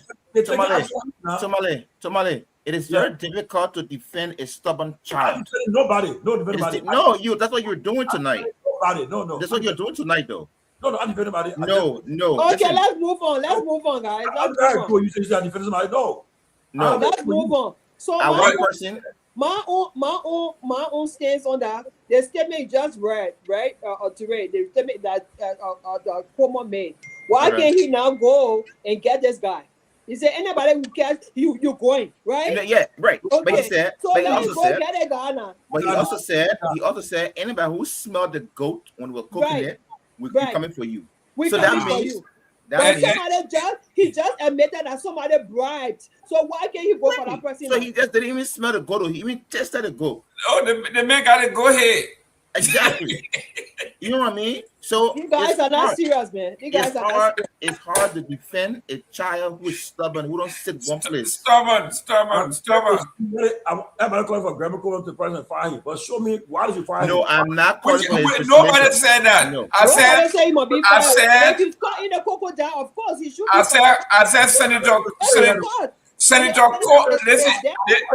No, but Tomalin, I don't want us to stray here, because Senator Koga is asking the president to suspend Gregory Kromah, or Gregory Kromah should do the needful thing and recuse himself because he is part of this whole thing.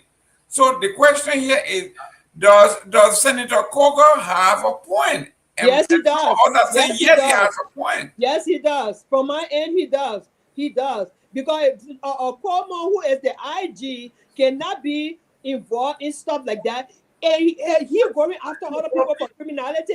If he's going after other people for criminality and he himself is culpable, of course he needs to recuse himself. He needs to recuse himself, or the president needs to fire or suspend him pending investigation. Yeah, you cannot be getting requiring accountability from other people when you yourself are not accountable. That's wrong. shouldn't sit on the platform and support that. No. But it's baffling. It's baffling. Yeah. Tell patient to keep quiet. It's baffling to come here, Tomalin saying this thing. To be honest, it's really surprising. No. No, it is. I'm sad. So we're not always agree. That'd be fine. No, you don't have that. I'm not asking you to agree with me. But, this is not. Tomalin. Yeah. Okay, let's go to this here. According to the penal code, right? Section 12.50, it said bribery is a crime. Do you accept? This is the Liberian Constitution. It said bribery is a crime. And then define what bribery is. Taking money from anybody or anything over $100 and all of that. This is $10,000. The boss. So they go to court and prove it. No, but you gotta arrest him first. It's a crime. You gotta arrest him. He committed a crime. No, Mr. Gayman. We are now living in a technologically advanced society with our AI theory. I doubt this is Tomalin. Somebody clone this man's face. This is not Tomalin talking. I'm telling you, this is not Tomalin. It's not AI, man. Yeah, it's not. It's not Tomalin talking. The AI Tomalin, huh? No, I won't take side. I must be very honest with you. No, you're not taking side. You being the side. If I say, yeah, President fired, then you won't say that what he's saying. No, I don't want him to be fired. I'll say what the senator said makes sense because he's backed by law. He said the senator quoted the law, and the law says anybody who breaches this is the red line. Anybody who crosses the line should be arrested for a crime and taken to court. He was a member of the security committee in the Senate. Let him use it. Let him call them. Let him call the committee and then cite the judge. No, but that's not his job. The senator's job is oversight. No. It's part of his job too. It's part of his job. No, but not to arrest people. He can recommend. Oversight is his job. To call the IGE, and he did that already. You remember he was in the senator's office and they were asking the LDEA guy and Gregory Kromah were answering all the questions and people saying, let the justice minister answer, let the LDEA man answer. But it looked like he was representing everybody. He took over the people. I think I personally, one person who I respect, Gregory Kromah. He's a big brother. I've spoken with him a couple of times, via phone. I met him in Liberia lately. I'm not necessarily calling for his recuser, but I'm saying that those who he said took bribe should be held accountable. Okay, you can have that man in jail just for bribery right now. Asking the question, no, man, I don't know. No, that's not his job. No, it's not my job. It's not my job. We don't have a relationship like that to ask him anything. No, I don't have a relationship with him. To be honest, when I reached out to Gregory Kromah, was just me at the time. When you're doing certain things, that was great. Thank you. I'm a little brother. I like what you're doing. That's when I reached out to him, right? So now coming back to him, going to ask him all the same when they're discussing sensitive matter. I don't even foresee him telling me anything that I want to hear. Number one. Number two, I'm just saying not because I have direct connection with him or contact with him means I just come here, and just ignore what I would say to anybody we don't have contact with, right? If I don't have contact with him, I'll do the same thing I'm doing, right? And like you here, is there something wrong? Yeah. I was saying, man, what you did was wrong. I would say it, right? So my point is, you came here to us, you told Liberian people, say, hey, this is what this man did. And because of what the man did, we're taking him his position. And as a matter of fact, we are going to investigate and we're going to come up with whatever it is. You took him out of the position. What he did was a crime. If it's a crime, he needs to be charged. It's one thing you charge the man and you say there is a bill for that, he's on a bond, why he's going, that's another thing. But you cannot have the man just lingering around with no charges and stuff like that. The next thing what Jenny Dean did, he went put something on Facebook talking about, I know he's not walking the shadow of the Most High, something, all kind of crap. So what we're saying here is, listen, the rules should go across the board to everybody. It should go across the board to everybody. I got people who I'm close to, in other places, in church, in mosques, in government, and everywhere, right? If they're wrong, yes. Based on the relationship we have, I'll call you what's happening. Now, what we're talking private is what we're talking private. I'm not going to come here and say, oh, this is what you told me. I'm not Some people I know want me to call somebody at the counter and not like that. However, it's wrong. If it was wrong yesterday, it's wrong today. It's gonna be wrong tomorrow. Unless there is specific law that say what happened yesterday was not wrong, then we can say we're not wrong no more. So if you say the man took 10,000 as a bribe, why is the man still hanging around? So all these things here, they're bringing for nothing attention to the government that the government don't deserve. And I sit here and say, well, yes, in as much as, bro, presidents depend on briefings. They depend on briefings. President don't have the time, the luxury time to listen to the news all day. So they only go by what somebody around and tell them. So that's when somebody come on president, I say, no, you can just blame for everything. It's part of the information he's getting. So everybody have the responsibility to play their part as Liberians. Okay. Nagbe, let me start with you on this one. The Liberian our medical school, they say, is in such a deplorable condition. The president of the university was online trying to tell us what was happening. It says here, 6 bathrooms, sir, 4 schools that train Liberian doctors, the pharmacists, public health workers, and midwives. 7 employees share one office at the School of Pharmacy. And the students have paid out of pocket for the whiteboard, their television, and air conditioners in the classroom. A joint investigation of the Liberia investigator found almost none of the money appropriated to fix those conditions has been reached or have ever reached the ground level. University of Liberia, the president said Monday that $6.3 million they say was appropriated for the hospital, but only $900,000 was sent to the school. And our medical school, the medical school that's supposed to be saving lives, had no offices, no bathroom, no desk. So how are we, Victor, will you go to a doctor that graduated from that kind of school? I'm sorry, Jerome. I'm on a low coil. Please okay, let me go to Sarah. Sarah, go ahead.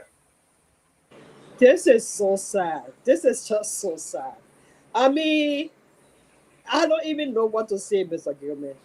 This is why we have even hospitals, okay? Hospitals, JFK, other hospitals, Redemption, other places. This is why our people are not even getting good health care. This government is nothing but a scam.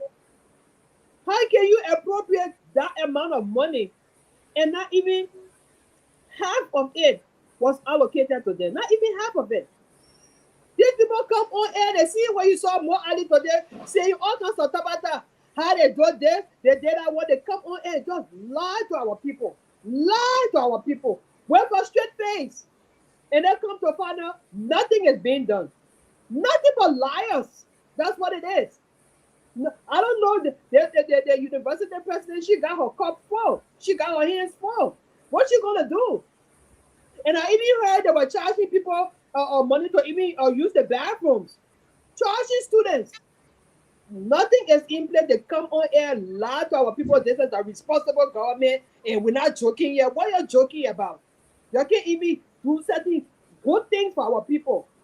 Bathrooms can't even be repaired and made available for students to use. No maintenance. And you come here and can't lie to people your whole day. Nonsense. Seriously. It's just annoying me. You see, Sarah is a health practitioner, so she knows what she does. Let me go to Tomalin. Tomalin, what the president of the university said. I watched the interview. I think it was OKFM that she was on, and she said, she was glad when it said $6.3 million was appropriated to the university, but nothing. Yeah, but you were coming to me. I was on a call. How do you go back to Tomalin? No. You move, you lose. I'm reclaiming my time. So what the question again? No, the president was on OKFM. Okay. And the question was why the university is in such a bad shape. She been there over a year now, going on 2 years. Yeah. And nothing. And then she said they promised her $6.3 million. Nothing have gone to her. She said, they say it's in escrow. How can you have a university that is in such a bad shape? Said the medical school is basically shut down. Basically, the kids, the students are buying their own whiteboard, buying their own AC, buying all their own material, and still nothing is happening. Well, that's sad. That's very sad. I know recently the president invited the education minister, the LU president, I think the finance minister, public works, and we're talking about the to immediately tackle the issue at LU, the construction and the renovation. But look, it's just unacceptable that our university, the nation's highest institution of The learning, medical school, the medical school. and AMWT College of Medicine have put us top doctors today that helping to save lives in Liberia. And as just I mean, I'm out of words to say that the university president will be. I think it is time for her to stop being diplomatic. She should, when the students are protesting and calling for better conditions at the university, they shouldn't just take the ban student politics or get mad at the students. The students are going; they are the one who feeling the brunt of it. So it's about time that she speak up. I mean, if she found that she's not getting the support, she tell them and say, "Well, I don't think I can continue." I mean, because you can't be heading your university and the support is not there, and the students are protesting, and the conditions there are just unbearable, and you're still there. She's got to speak out and let the president or the board fire her, but she should speak up. And I'm happy that now she's trying to say something, but these have been the problem they have been complaining about. So there's about time that the government prioritize our nation's highest institution of learning, the University of Liberia. It's just not fair, and especially so when they can find money to do it, because they are paying the budgets of. I repeat, the 5 top elected officials in our country, the budget is $13.8 billion. For what? The president, the vice president, the speaker, the deputy speaker, the pro tem. Why? Why you pay them $13.8 billion for our budget? Why? One of the items there, 500,000 for entertainment. So these are things that people talk about. It's not fair. So Dr. Makpanya, she needs to speak out now and need to take more action. Needs to if you come to her, where she will have called that if you cannot support the university, I will pack my things and leave. I can't work. The blame will go on her. So Mr. Gayman is just unacceptable. We all should to speak out against it. We should treat the university with respect and dignity, our nation's highest institution of learning. And the thing about it is that people in this government, the president, the security advisor, and who else? Most of them they are graduates of the University of Liberia. The Minister of Finance, he's a part of the University of Liberia, former also president. So it's just not acceptable. And I think she's speaking out now is the right thing to do, but she should speak more. And they should not only speak, just go make your rounds. Maybe don't hear you. Make your round, don't hear you. So I mean that's something that we should condemn, man. And to speak out is wrong.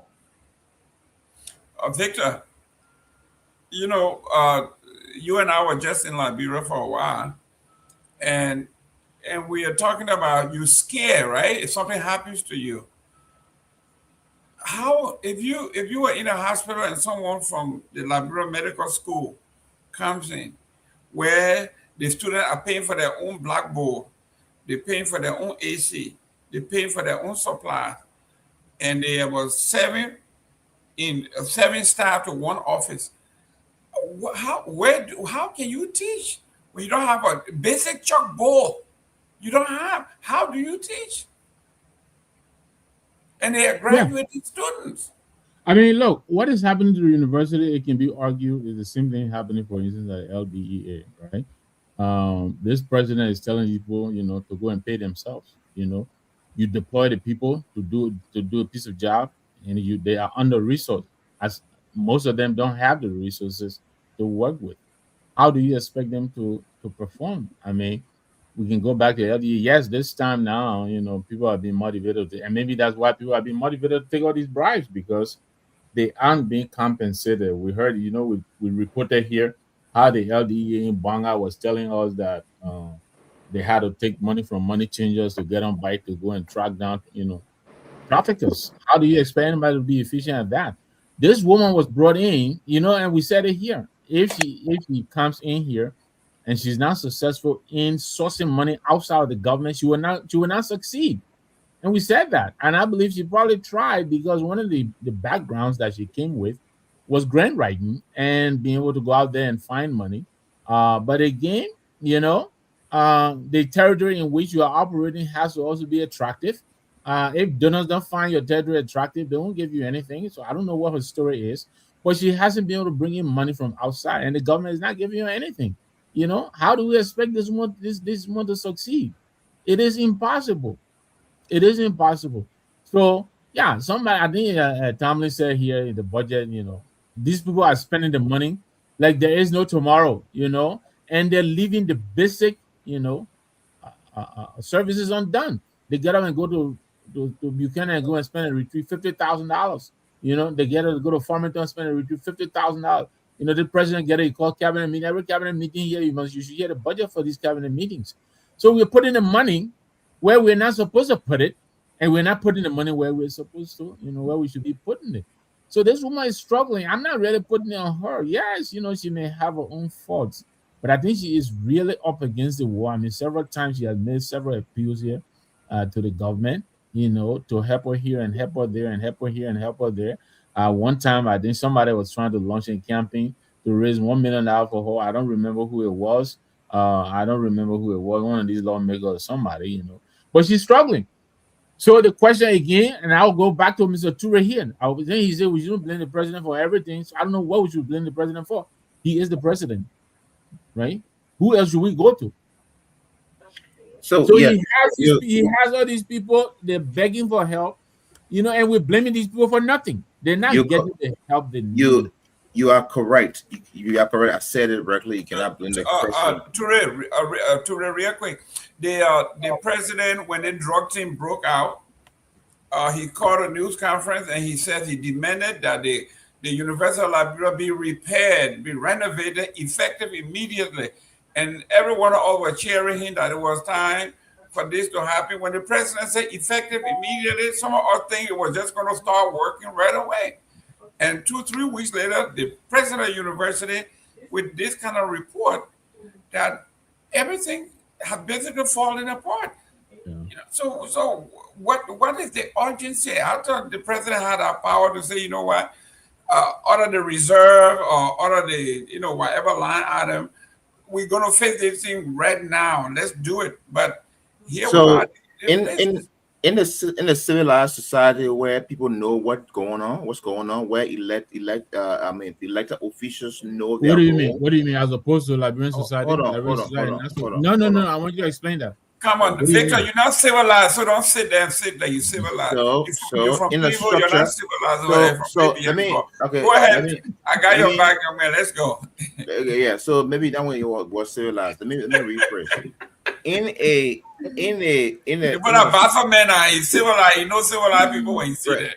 All right, let's move on to the next word. The other word too hard. Let's move on to the next word. No, hold on. In a society where where people are eager for positive change, right? You have, for example, where they know the function of the lawmakers, the function of the ministers, the cabinet ministers, or whatever it is. For example, if you drive in here now in a street in Monrovia here and you see a pothole, maybe the sewage, the tap is not there. The first thing that would be done, number one, is somebody will recognize it. I'll put a comb around it. The city will come right there and identify it because they know that when certain things don't happen and somebody gets accident out there, you can sue the city for that, right? So there's a repercussion for everything in a stricter society. Unfortunately for Liberia, there are people in key positions who don't know what the hell they're doing there.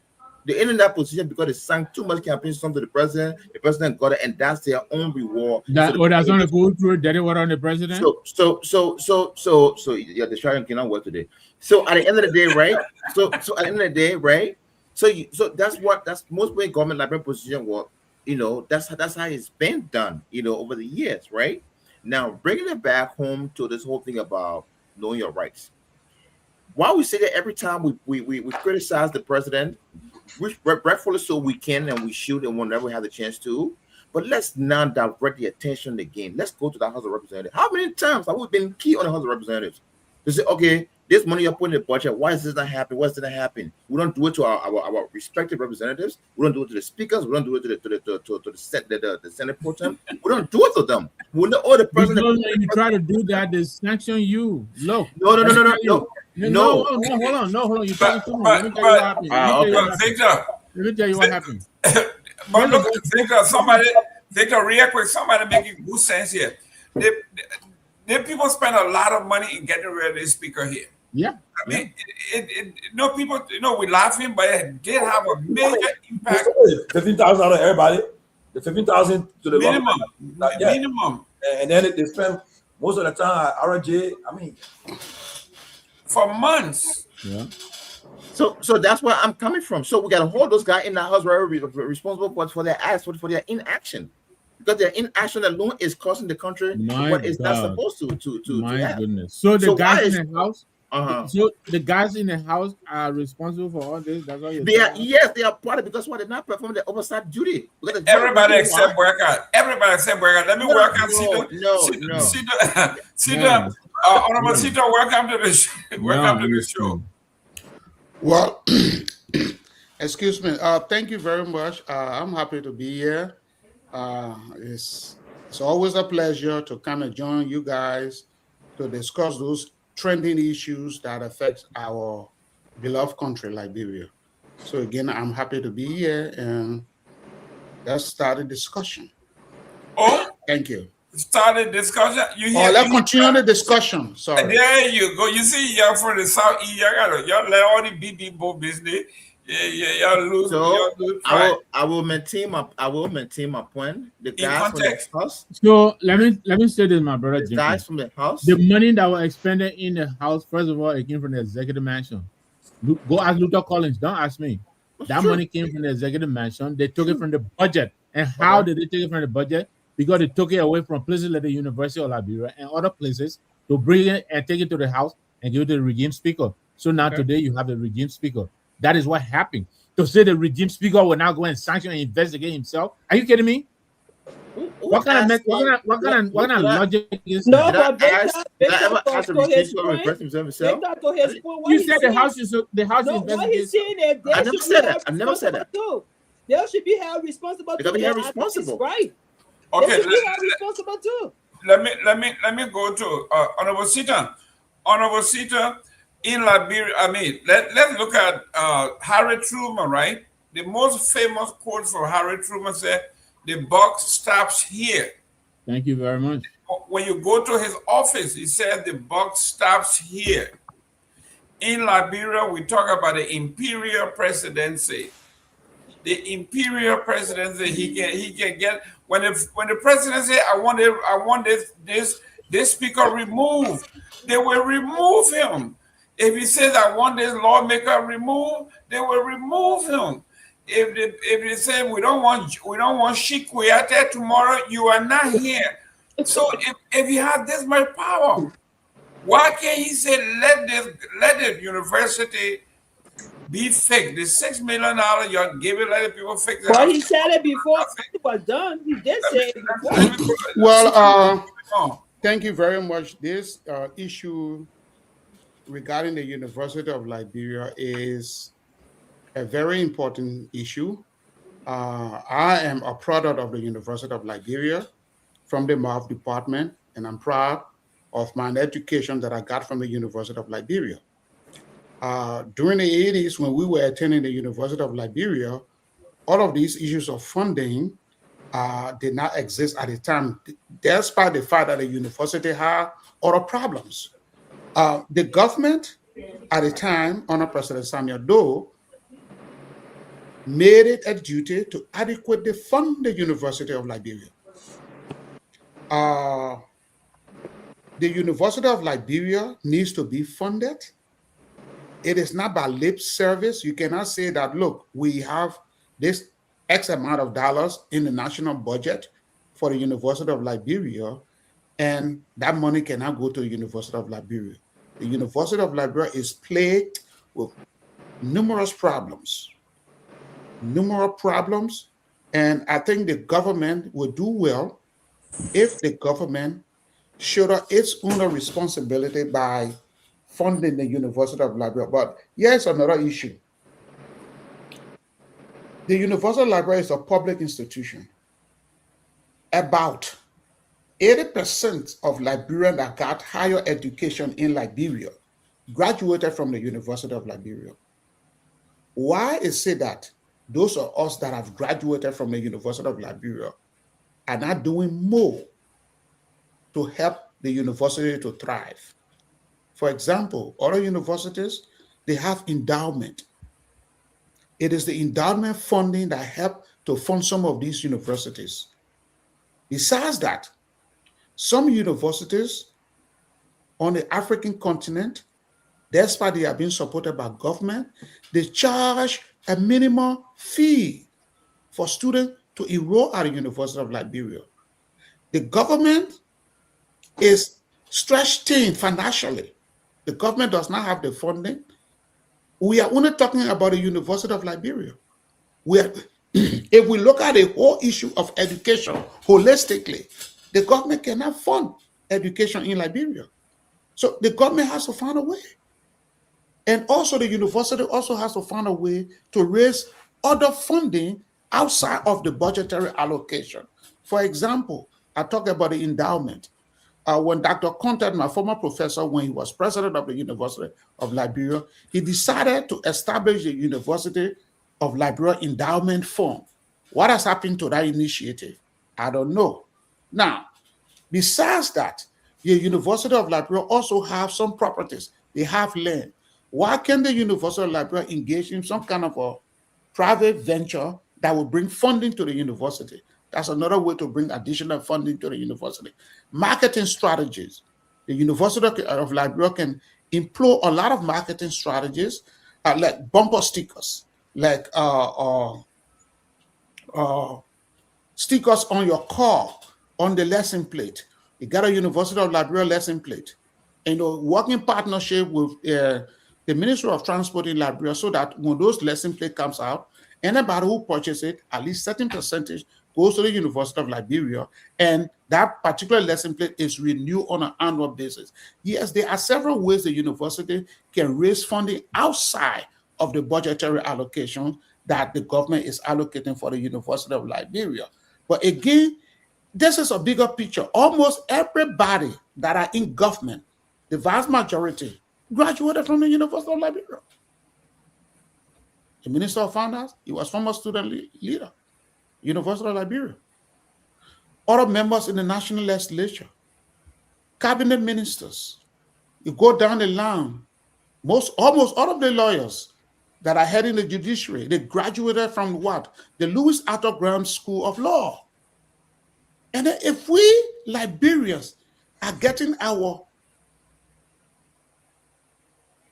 higher education from the University of Liberia, why is it that we as a people, we cannot find a way to fund the University of Liberia? And then the whole campus is in shambles. They are not adequate seating for students. The bathrooms are deplorable. Instructional materials are deplorable. What are we saying to ourselves? Do we really want to move Liberia forward in this day and age, the 21st century? And we are still trying to fund the University of Liberia when people are not going advanced technology into AI, and we are still struggling to fund the University of Liberia, and we have a government that is not doing what it says it's supposed to do. That is a university. Let's look at education. The Ministry of Education announced free registration for primary school, but it was there before. The 2011 Education Act that was passed, it called for what? Free primary education for Liberians. But guess what? Even though it's on paper as free, the government did not implement that from the initial stage. So what happened? All of the public schools started charging people to pay registration fee. That shouldn't have been the case. When people make these laws, they have to follow these laws through. You don't put the laws on the book and then it sits there and it takes forever for it to be implemented. I submit. Okay, let me go to Tomalin. Welcome, Tomalin. I like the hair. Girl, what's up with your hair? In my Maria voice. let me go to Tomalin. This one here, the Liberian Drug Enforcement Agency, right? In the last few months, several months, maybe 30 months. They have gone through, I don't know how many head of their department. 5. Now, and for me, I don't like this recycling of personnel. You want to tell me there's nobody in Liberia, in the diaspora, or anybody else that I gotta go bring my country boy Zianka back to run this? I mean, what is this thing? Look, in social psychology, ancestral management. That means they're making love to each other in the same family. That basically this is what it is. You have the chief of staff, what's his name? Johnson. He's now NSA director, and his partner, that he predecessor Zianka, is back. Why are we not bringing anybody new? We're doing the same, bringing the same old folk, and nothing is working. This is crazy, man. Mr. Gayman, for that, I would disagree with you, though. First of all, retired General Zanga, the Liberian government invested a lot of money into that man, a young man. Oh, well, yes, a lot of money invested into that man. That man came to the U.S., attended a military college, got a master's degree and all in military science. There you go again.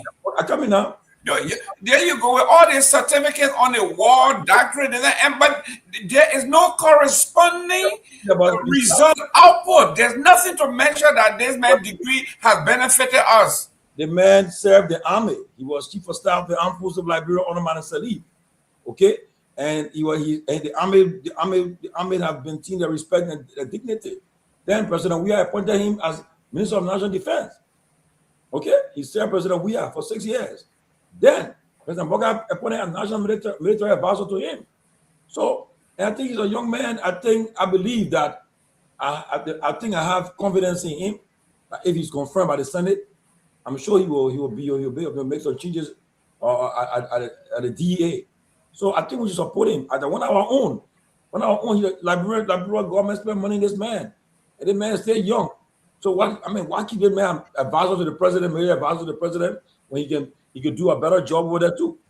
I believe with leadership, he has leadership because he served the highest military officer in the army, chief of staff. Then he went to the defense ministry, and now advisor to the president, now to the DA. I think they gave him a chance. They gave him a chance. I mean, why should we go take somebody from different places and put them there? When we got that Friday on Monday night, prior to his appointment, he wanted to use our call. As we're talking about people, I said, well, President Boga could appoint the former defense minister Zanga, or even the NSA boss, Prince Johnson, or Madison Tokwa. These are guys we could appoint, or Steve Zago, we appoint over there. You know, and Mr. Gayman, why I'm on this issue, before I forget, I want to say this. Look, it is a right to question any appointment made by the president, right? If anybody is appointed, you have the right to scrutinize that person, whether they are competent, whether they are experienced, whether they have integrity, and whether they can perform the job. But this lady they call Precious or Patience Rule, she was just appointed as deputy for operation, designate for the DEA, and it is everybody's right to scrutinize her, not because she's a female, but what I detest and I will condemn in the strongest term for people to go and discuss her sexuality. That was wrong and inappropriate. To say that this lady got to that position because of her body, that was wrong, inappropriate. I condemn it in the strongest term. We shouldn't do that. Okay? You can scrutinize her. Whether she's competent, whether she's qualified. But the talk that she got there because of her body to get to that top is wrong. She was just the the commander for I think for the lead counties for the DEA, and the president. And I was told that a vetting team was set up to vet this lady because they appointed her elevator onto that job, but to start questioning because she got a job because of that. No, there are a lot of qualified, smart Liberian women, qualified that their own competence, their own education have taken their places. For people to sit and start to question this woman's, she got a job not through merit but through her body. That was wrong, inappropriate. And I think we should condemn in the strongest term. Yes. Who said that? I have heard otherwise. Listen. Yeah, who said that? Let's put the person on blast. Yeah. I heard that it was discussed on the Spoon Network yesterday, and that was wrong. Whoever, I'm not listening to it, but just I've been reading the comments on the social media. It's wrong. You shouldn't do that. You can scrutinize her to say whether she qualified, whether she competent, whether she has integrity, whether she has experience. Tomalin, let me just chime in. No, 1 minute, sit down. 1 minute. When he's done, let me go to tell it. I'll come to you. Drop down her body. That's wrong. It's also most women. Most women, they come on, get woman joy. Woman use up. No, that's wrong. So I want to use the occasion to condemn whoever did that. I don't care who it can be. It was wrong. But there's an end on this one with Zanga. I think I have confidence in Zanga. I think he will perform well. Let him prove me wrong. Tomalin, look, nobody functions in the vacuum. Victor, man, come on, Victor. I like your optimism. Victor, don't filibuster this thing, man. I'm not coming to you. I'm going to my colleague. Tell me. If President confirms it and you go and screw up, I'll be the first to come and call him out. Thank you. Tell me. I am somebody who believes in infusing the system with some new ideas, new blood, new energy. But the same old people, this man said Ellington, he said Ellen, he said George Weah, he said whoever, Charles Taylor. Hey, like I always say, I love to use the word corresponding. I didn't say that. I didn't say so. I said the man. Listen, don't tell me he went to military school 2005 now. I may be in the military forever. I got a young boy, maybe in early 40s. Somebody was praising Tiago. You remember we brought Tiago on the show? They were singing songs. I said the man was doing violin. I saw your post last night. I was laughing. Everywhere you go. So tell me, you being in management, you being consultant, sometimes it's just good to bring an outsider to say, you know what, this thing here, let's bring somebody from the outside to actually give us a fresh perspective. But the same old name from Ellen to Weah to Waika to, there's no, one thing I like about Liberian government, you in. It's like the Roche Motel, you check in, you can't check out. You just in there. They were just, this boy, that's my boy from Basa, we like him, everything. But Jesus, his name has been in every administrator, every person. He's all over the place. Yeah, it's concerning, I hear people saying, oh, well, he this government, and he went abroad. He did. I think people are not looking at it from different angles, like what you're saying, this, I did a post about this. The DEA has gone through a lot, a lot. It's almost like a troubled child. A lot of abuse, so you're bringing this guy and then you're retaining. It's okay to have some in-house person, but the person you're bringing in, and I'll talk about it later, but the guy, I think my concern there, if he had any experience with narcotic enforcement, that's important because you can have military experience, you can have this, but with a DEA, and also we have to look at the greater picture than Mr. Gayman. The issue there, the system is rotten. So even if you bring the best person, if you don't put systems in place, I think we say people, processes, and system. And if the system, you don't have good systems in place, you bring up the perfect person there, you're going nowhere. He will have that same problem, even worse, because there's a systemic issue there. The rotten system, the processes. So that DEA, I hope I know anybody can finesse their way anything because they think, oh, he went to school abroad, so he has experience with narcotic enforcement. I didn't hear about that part of it. I heard, oh, the man working at Seleka, he was working with armed forces, or he U.S. trained and all of that. I hope he has experience in all of this. And what he's going to find himself in, I hope he's ready. I know everybody can say he's ready because he's military, but that's a bigger problem that we have to look at. And to that woman, let me talk about that woman stuff that Tomalin talked about. I don't know her from anywhere, but Mr. Gayman, I'll be very honest with everybody here. I am not the person that will just defend a woman by default. No, I'm not going to do that. I understand she's being DA. My concern there, I mean, multiple concerns. One there, has she led before? Because I don't care if you've been DA 10, 15 years. Have you led before to be number 2 in command now? You're not going to take somebody because you've been there 5, 10 years and take it from being, I'm just saying, cadet or whatever, and catapult you here. That's the issue now we got with Dahn and many others. They take their people because they're friendly with them. They take them from one spot and catapult them using their position of power, or influence and all of that. So if she has the requisite experience, I did a post about that too. If she has the education, the experience, the knowledge, the leadership skill, let her have it. Let her have it. But I think she should go through deep scrutiny. Nobody must lecture me. I don't know why they put a committee together. They put a committee together, but it could be just a committee of friends. But I'm hoping that her CV is out there. People can do better vetting for her. The legislature, that's what they have oversight. But again, I can't trust the legislature because you know what? Fatima went in from there and lie, embellish her CV, if he embellish her work experience, and they made her a deputy minister today. So I'm not going to put my neck on the line for nothing.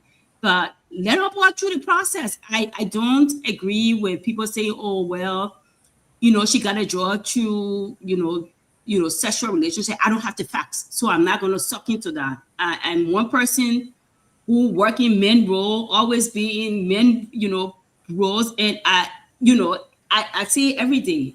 I go through 3 full levels of interviews, not panels. I leave from there, and my whole body is frozen, and I feel like, man, why they treat me like this? I know what I can do this work, but that's the process because one. It's mostly men, and sometimes they just don't want us there. And then you have color, you have the accent, you have so much against you. So I get it. But nobody must take her, just because you want a woman in a role, so you take her, catapult her, and put her there. She must earn it. And earn it means her experience, her leadership skills, her education, everything must line up. If it lines up, I'm fine with her having the role. But I'm not going to say, and abroad, they don't let women in space. Not women get something and then everybody crying. I'm not gonna be part of that paying worker. Let her be scrutinized, and she's eligible. Let her have it. So that's what happened at the year. I'm gonna go to Sita, but let me go to Sarah. She has not spoken for a while. Sarah, this is Joseph Walker have fallen into the old thing of recycling. When President Weah came in, we were happy. He came in a defender. He appointed his own people. He kept. We have never recycled nothing. We haven't recycled nothing. 1990 we recycle. No, listen, the other man, where you got the other man from? The other straight toy and not straight. Yeah, man. But no, but we haven't changed anything in recycle. Sarah. We got Sarah, you talking to your children back there. Yeah, I'm hearing you, Mr. Gayman. Then you need to turn your camera off. You talking to somebody. The other man, he was on the phone talking. That's why I didn't say anything. Yeah. So he got there. He put his own people there. He cemented there in place. 6 years, many change. Nobody. Whether you were a complete flabble, Joe, we have kept it there for 6 years. Joseph Walker, he came in, he going into the playbook, the Ellen playbook, and bringing the same old people. It looked like we are in like a whirlpool. We washing clothes here, we just go in circle. Nothing changing. What are you going to tell us about your government over there? You kept the same people there for 6 years. You didn't even reshuffle not one person. Not one person. And Joseph Walker, he coming, he doing the opposite. He just recycling. So between standing still and recycling, it's the same result. I got a question for you. So Joseph, I ask you a question, man. I ask you a question. I'm answering your question with a question. Okay, So let's do it. So Joseph Boakai came as a rescuer to repeat what we are there. He didn't go to Wea. He went to Ellie because we didn't change nobody. He just went to Ellie and just started recycling the people. Oh, but you said we are recycled. So what the Boakai? No. We are all his people that we are government. Once you get a job, that the whole 6 years you gotta worry. He won't change nothing. He didn't do reshuffle. Whether you stole, incompetent, he didn't change nobody for 6 years. Now Joseph Boakai King went to Ellen playbook, just recycling the same old people. He said, I'm gonna change. So what is your question then? My question is, how will we get change when we've seen the same playbook over and over? It doesn't work. How does this Yanka man from military now to LDA, how will this thing work? But that question you're asking, just maybe to feel your sedition, you're going to ask sedition, how will it change? What you expect to tell you? You're going to say, nothing going to change. Listen,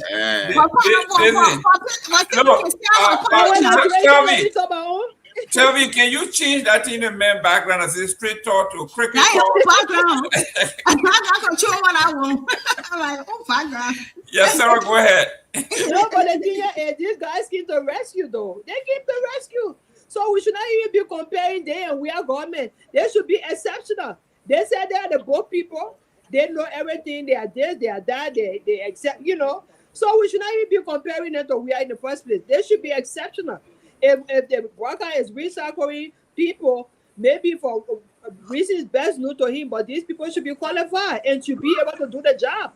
I mean, that would be my take on that. And this guy they put over there in LDA, it's not a matter of changing the person, but giving the person the independent power to do what is right for the Liberian people. So far, we have seen all of their appointees, they are vaccinated.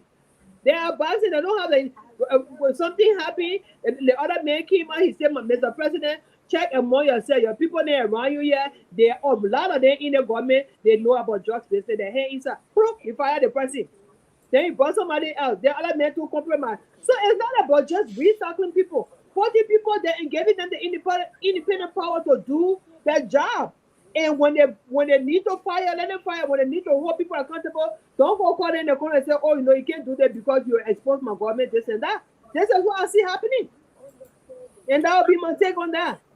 Sita, are the children going to bed? This guy. Sita, look, I have one position open here. And look at the amount of resume. One came in a binder. Okay, you look at the resume, right? Because at Liberia now they look at your resume. Oh, this person went to Harvard. This person went to Columbia. This person went. They're not even asking what have you accomplished in all of these years. You got a PhD. It's a research degree. What have you patented? What have you written? Or what peer review? What have you? Nothing. But when this man got a PhD from Rutgers University, University of Colorado, according to Tomalin job, we have invested too much in this man, so we might well just put him back there, let him work for us. I mean, we got all kinds of. We're all asking whether the guy can be productive. What can you produce? How have you worked? How your job related to this? You don't want to appoint a driver to go fly the plane, whether they are good in what they do. Some of these things just don't work. For the military to the DEA, how does that work? I think this is a bad choice. Well, thank you very much. Quite honestly, I think Zianga, he's a career military officer. He has the credential as a military officer. He served as defense minister and chief of staff of the armed forces of Liberia, right? And now the president has decided to appoint him as the new head of the DEA. The question that I have is that, does he have any background in law enforcement? Does he have any background in criminal investigation with respect to drugs? I don't know whether he has those backgrounds, but this speaks to a wider picture in Liberia. In Liberia, we don't appoint people based on their level of qualification and competence. We appoint people based on their connections, based on their connections and who they know. That is the reason why the country continues to be the way it is. We don't vet people and put them into a position of trust, especially public office, based on their qualification. If the man is, he knows somebody in government or in high places, they go and speak their language, they appoint the person. And so it is just a revolving door, the same thing happening over and over, and yet and say the country is not getting any result. Liberia is supposed to have a system in place before anybody rises to any position. He must have been what? Gone through several layers of what? Competency, portfolios, and what have you before that person can be given a position. But in Liberia, it's the other way around. Once I know you, and we were just talking about, what's her name? Is that Madame Rue? Now, let me just say this. I'm not against the appointment of a woman to serve in senior leadership position in Liberia, but it must be done based on the merit. That person must be vetted. And there are reports that she was appointed based on a recommendation from somebody who is almost like a friend of her. I'm not going to go into the other details. And it is wrong.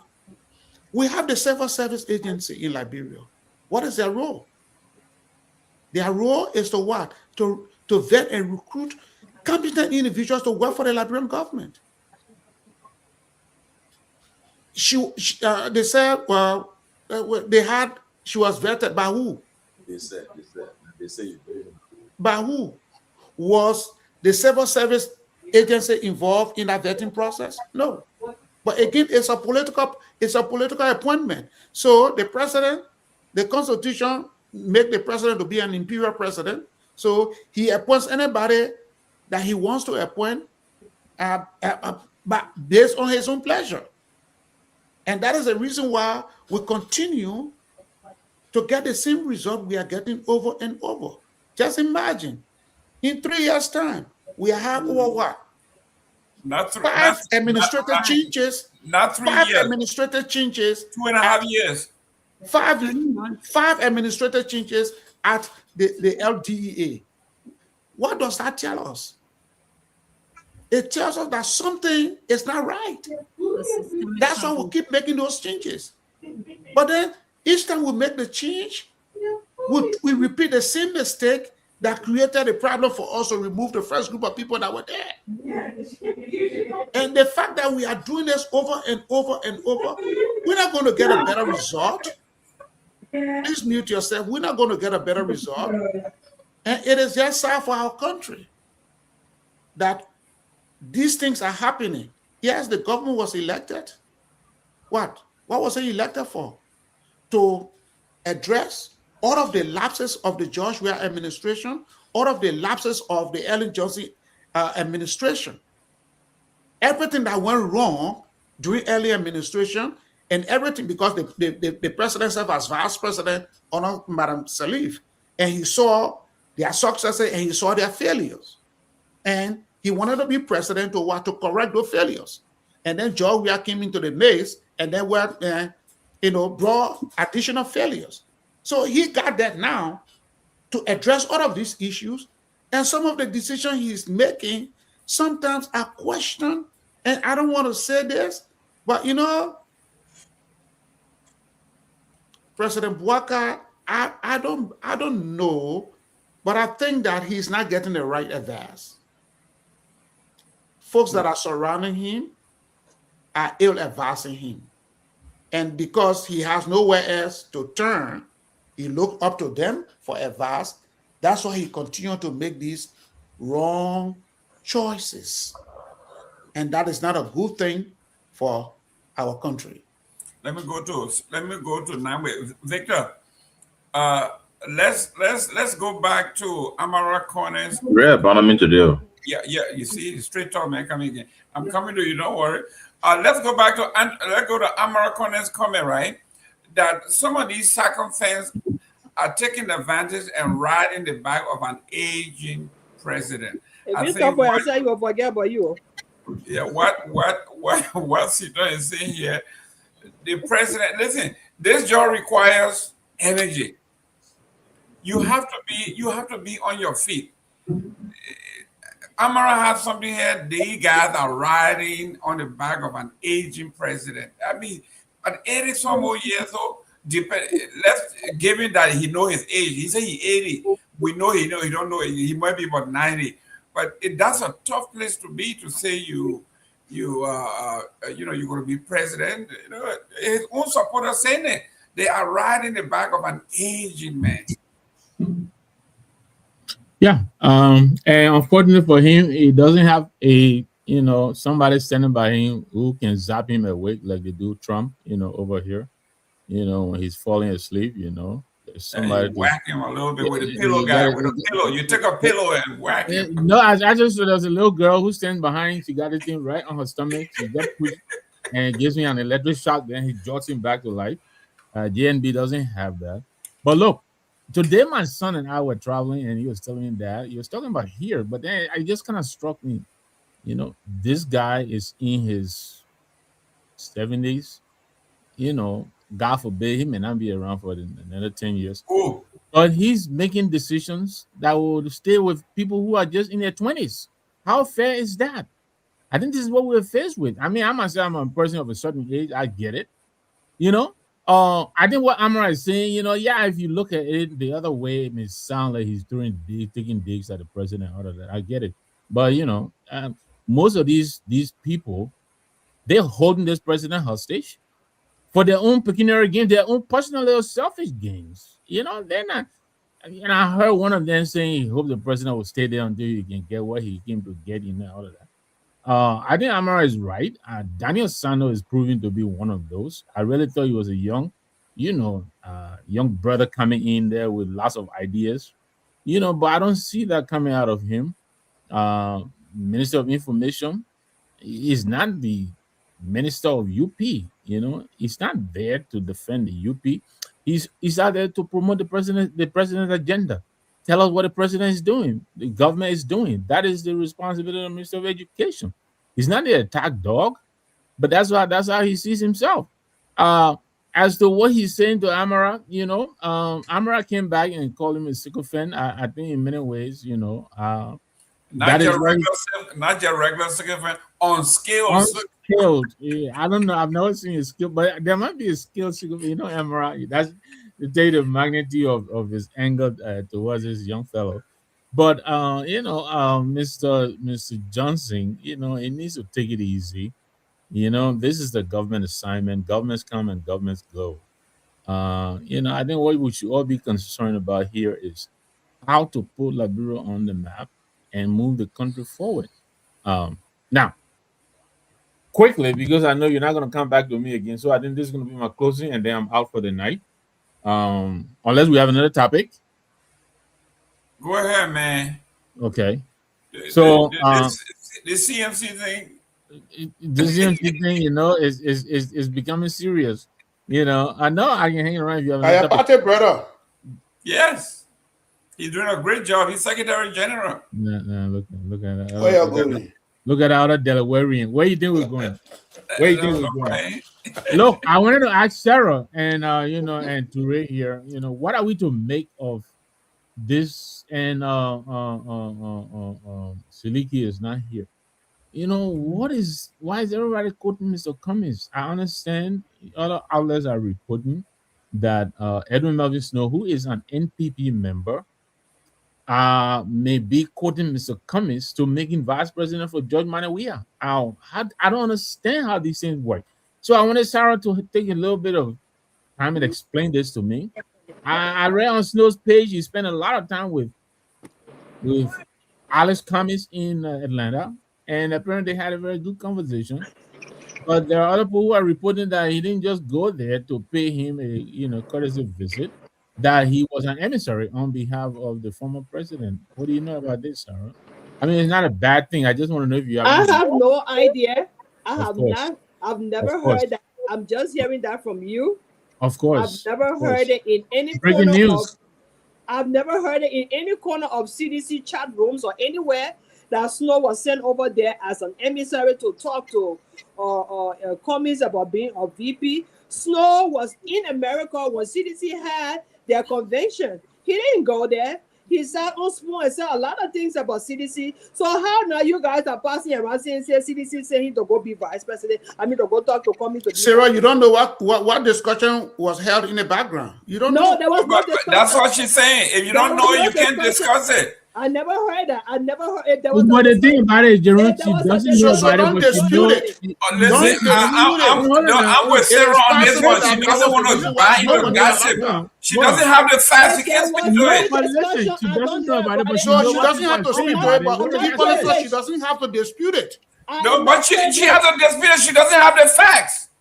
So she cannot dispute it. To hear stuff like that. Yeah, Sarah, I'm with you on this one. Let me go to straight talk. Straight talk. You are. I ain't know what to say about pregnancy. It can go beyond. It was good. Young man, let's start. Let me start. You can end on that and then start on this $1 million agriculture youth thing. But I don't know whether it's another distraction. $1 million.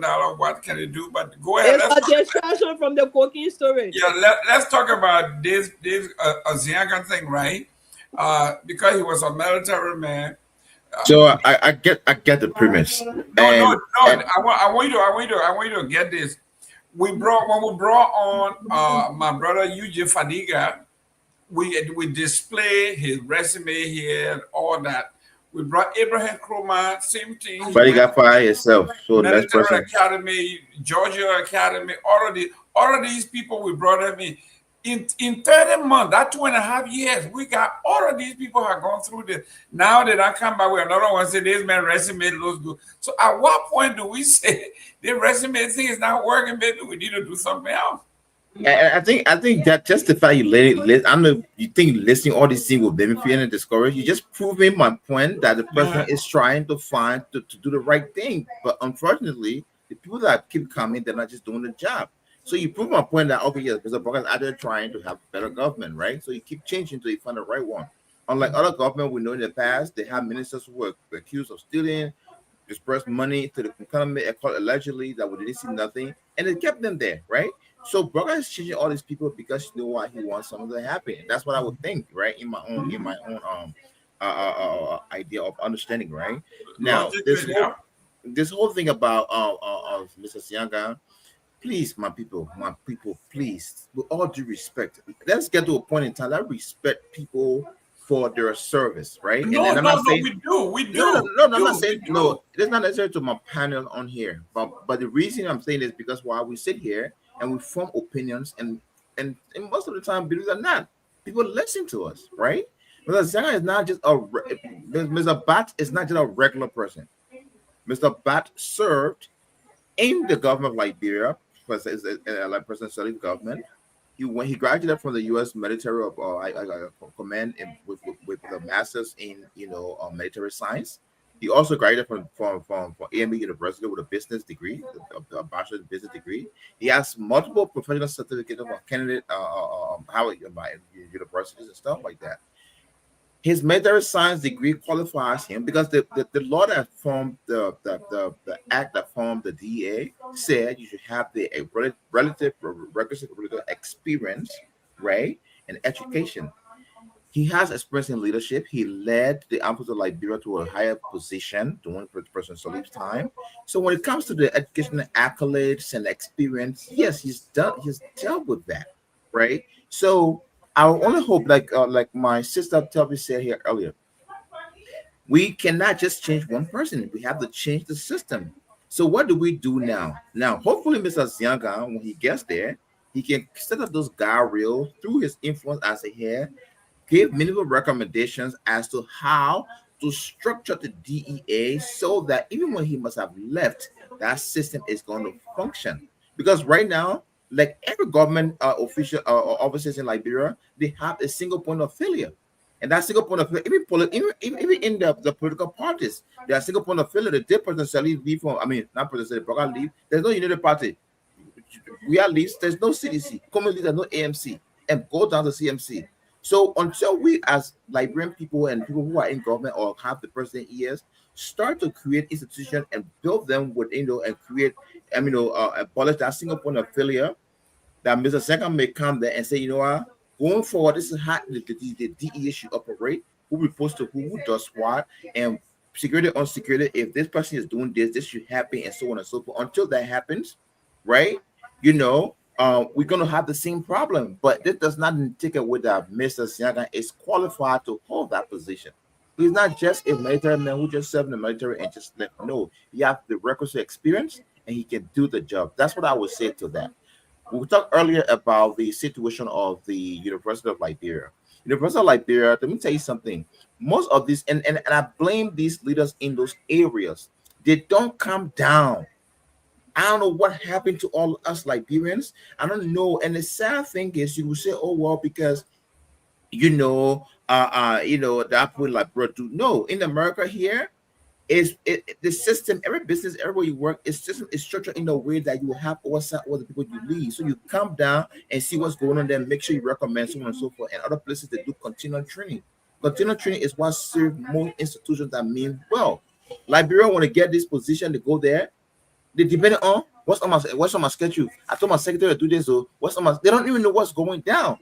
And I know we don't have time. I was just in Liberia trying to do my business in Liberia, my investment in my company and stuff like that. There are proposals that I bring in. There are things that I, from the educational standpoint, can help face certain problems in our education system.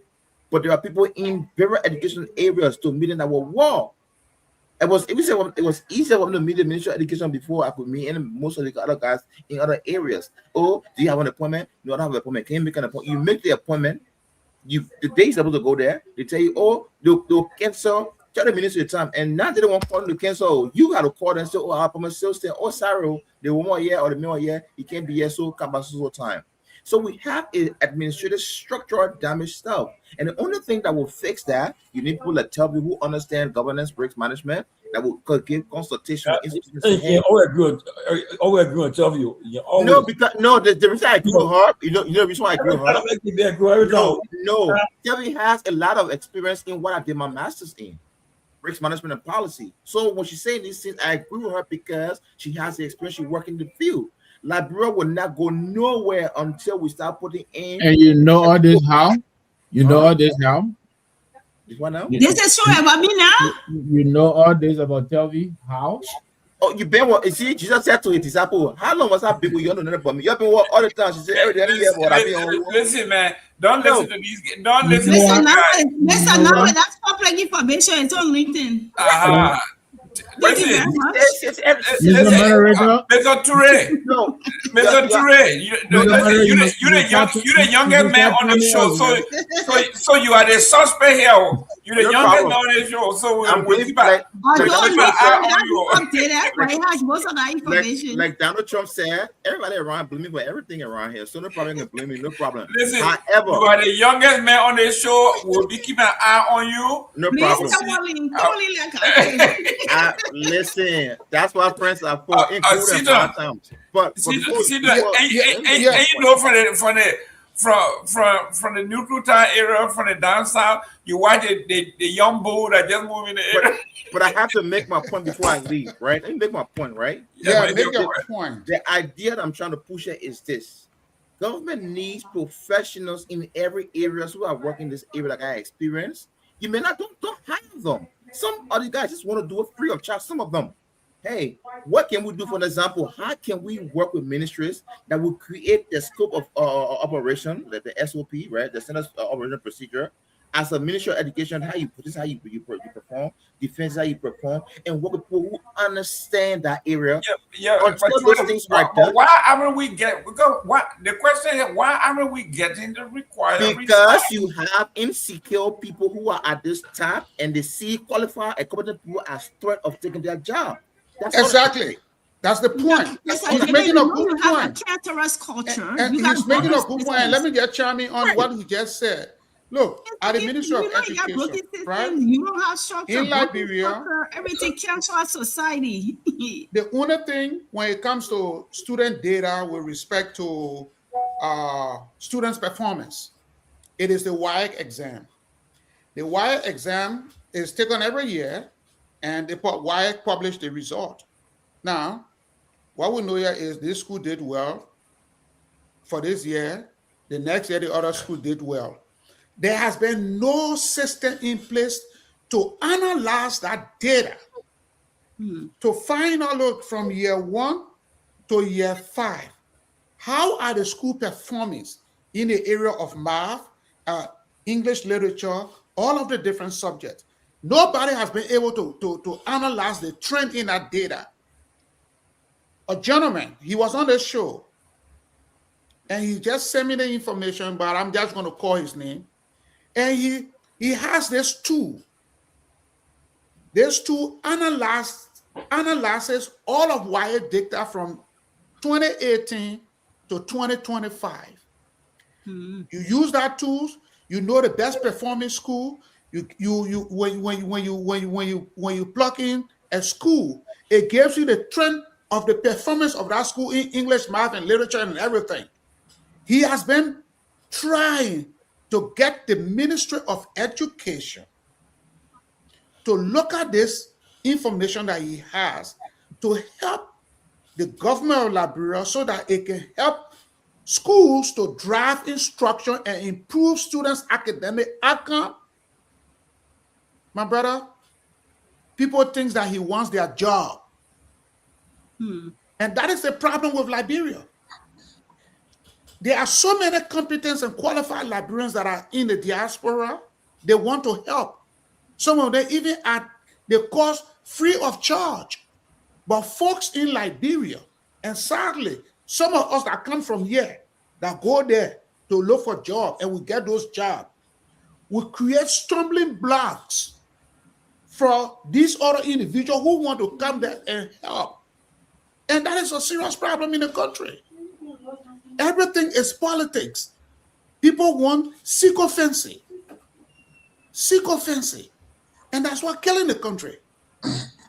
The Ministry of Education, and let me get in on this. The Ministry of Education just announced that, look, beginning this academic year, students from ABC all the way to 6th grade, from pre-K to 6th grade, will not pay registration fee. But guess what? The Education Reform Act of 2011 specifically stated that all children from K to 6th grade should have what? Free and compulsory primary education. But what the ministry did not do was, it did not tell why the government adopted this policy. Instead of the government telling schools not to charge students to pay tuition, to pay registration fees, students were paying registration fee, and guess what? It is not only registration fees. There are so many other fees that are embedded in the registration fees. So as a result of that, so many children are out of school in Liberia. And I gave you a sober statistics. The 2023 census of Liberia said there are 1.7 million children under the age of 15 that's supposed to be in school. Out of that number, 31% are not in school. That is over 500,000 children are not in school. So I don't know whether this policy is going to bring those children back to school when most of those children are coming from homes where the parents are very poor. Good. And there's not an incentive in place to make those children to come to school. Yes, the government can come up with a policy, don't pay no registration fee. But what is the incentive that you give to a man, to my sister in Nukuta, to tell us, Tana, yes, your son is a 4-year-old. He's supposed to go, he's about 10 years old. He's supposed to go to school. What is the incentive that is given to Tana for her to send her child to school when she can send her child to go and sell cold water and for her to get daily bread? What is the incentive?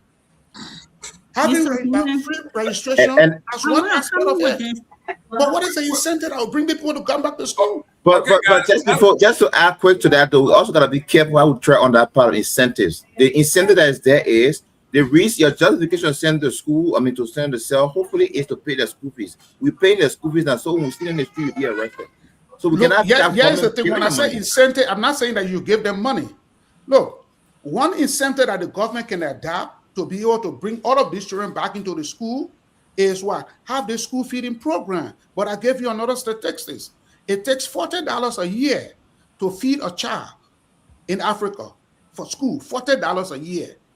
And out of the if you calculate $40 times 1.7 million people, children, that's 43 million a year. It takes the Liberian government to provide school feeding for every child in Liberia. But guess what? In the national budget, how much is put there for school feeding? 1 million. And it only feeds less than 300,000 in urban areas. Okay.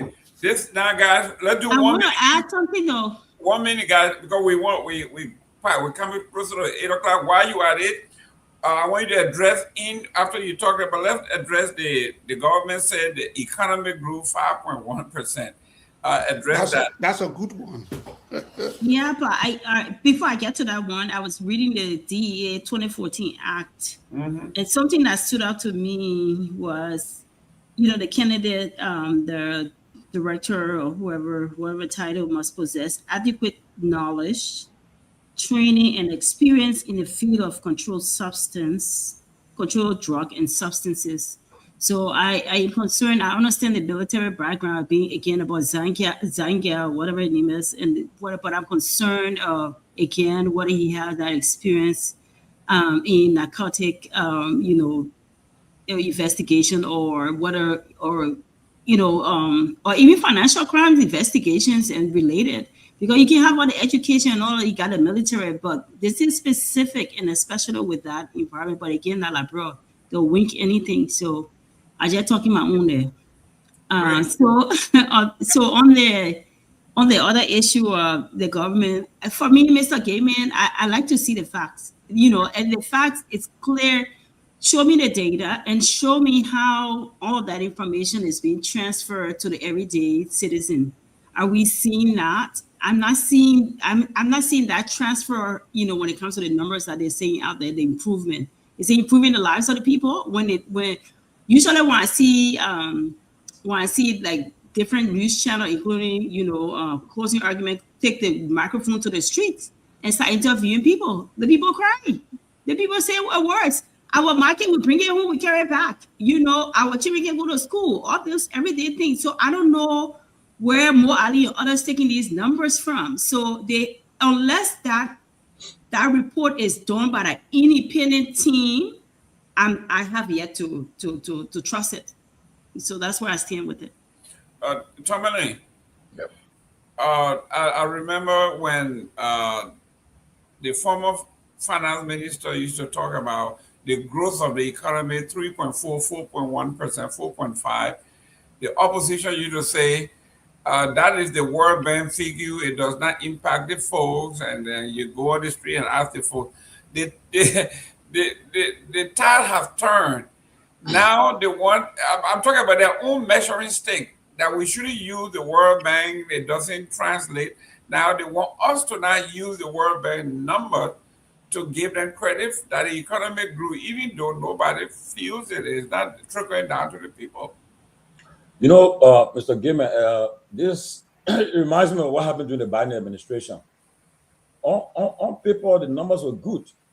The Biden economy was good, but the ordinary Americans, they couldn't trickle down to them. The success couldn't trickle down to the ordinary Americans, and they felt that their lives weren't being impacted at all. So that's why they voted for Trump. They said he said he would improve their lives and do things, and find out maybe they were wrong or so. But the same thing when you hear about the IMF, initially before we started to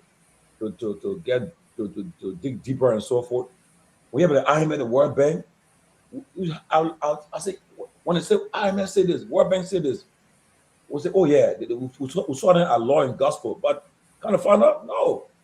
Let me tell you, most of these international multilateral institutions that you hear about, they are run by our same fellow African brothers and sisters. When they're in a country, they will send you these flowery reports to the head office and give these stats, and you think that's what's happening. Now, the economy will grow 5.1%. Yeah, but the other Liberians, how much are they being affected? Okay, people still cannot afford to send their children to school. The price of basic commodities is still high. So that's why when Cummings was here, he took a job at the vice president, because President Boga put him in charge to do price control, to manage the cost of living. The question was, what can he report to say the Liberian people lives are improved, And so I don't give. Like you said, yeah, my own mentors will say the same thing. Yeah, they were growing by this percentage, but then the ordinary people will say they was struggling. They were at the bottom.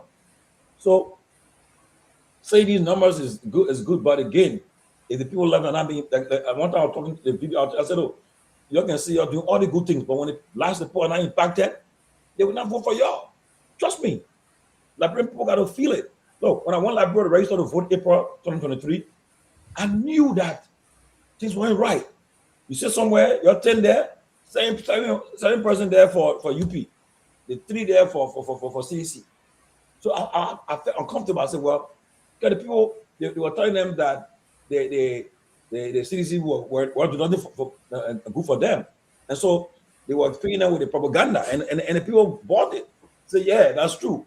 When the people say, we'll come and rescue you. So people say, well, rescue? Yeah, we're coming to it. And that's what's happening now. Look, I wrote in the chat room, I think this week, I said, this next year is an important year for this government. In year 4, if you cannot start to see tangibles, to see the reality, to see the results, just know that, and you got to fight. You'll be using a fierce battle 2029. So people, when you look, everyone of us in America here, every day you check your mailbox, people calling you. When they say hello to you, they're telling you, next thing they're asking you, they will send pictures. One thing I never put to do, send me pictures of a child, the child, whether they're a child, no. So the child suffering, the child eat, the child, don't do that to me. If I want to be helpful, I'll be helpful. You don't lie to me or take a child picture and send it to me. Don't do that. But every day we are faced with a situation where people are struggling. People are barely making it. And so they shouldn't give that numbers and think we're there for the numbers. No. You get for the numbers because you got to go to the market and ask the people. The market with me are saying, when they bring up the market to town, they stay there all day, nobody buying for them. People not getting the money to go buy for them. So that's how you measure to see whether your financial policies are impacting the people. And that's not what I see happening. So I don't really give those kind of figures credence. I don't just take it and run with it and say, oh yeah, he's improving. No. The people got to start to impact the people's lives. You got to see it in the people's lives. How many children will get money to go to school down? To go to get a medical checkup? How many people? People are struggling. People are barely making it. You check it today, majority of Liberians are living in sustained and abject poverty. And that's how you measured whether you are doing well, what are the numbers you're giving is making sense. So I don't want to give it credence, man. And when I see the people when making a call on the radio, and the people saying, look, right now we're enjoying things improve. So we are town, nothing we're not like this. Right now the people are not doing well, everything happening. We're eating our 3 course of meal. We can afford, go to the market, you can get 5 out of the market, you come back with this amount of stuff. When people start to say these things and give praises, say, look, I know I voted for the government, but right now, I made a mistake. I'm convinced. Because right now, things are improving. I ought to send my children to school. I ought to send my children to the hospital. So right now, they figure themselves, I really don't give it credence until I see the impact in people's lives. Sir, I know, you in the area there, people call you like they call every one of us. The government is saying, don't listen to the folks on the ground. The economy grew 5.5%. like when Ellie came out and said the unemployment rate in Liberia is 2%. So 98% of Liberians are employed. Everybody was shocked. How can this woman, so highly educated, say something like this? But they have their own way of measuring who's working, who's not working. So here we are. They say 5.5%. Yeah, I mean, the thing is, at this point in time, I think it's about time that we Liberians should look up to something else, to decide our economy. Because we've looked up to IMF, we've seen these numbers from time immemorial, early in time, weird time, Boaka time. It still does not equate to the kind of suffering or the kind of things our people are going through. Economy grew up to 5%. Our people are still suffering. A vast majority of our people are not working. A lot of people don't have money to send their children to school. And you say the economy growing. Who is it growing for? Is it growing for the elites or is it growing for everybody?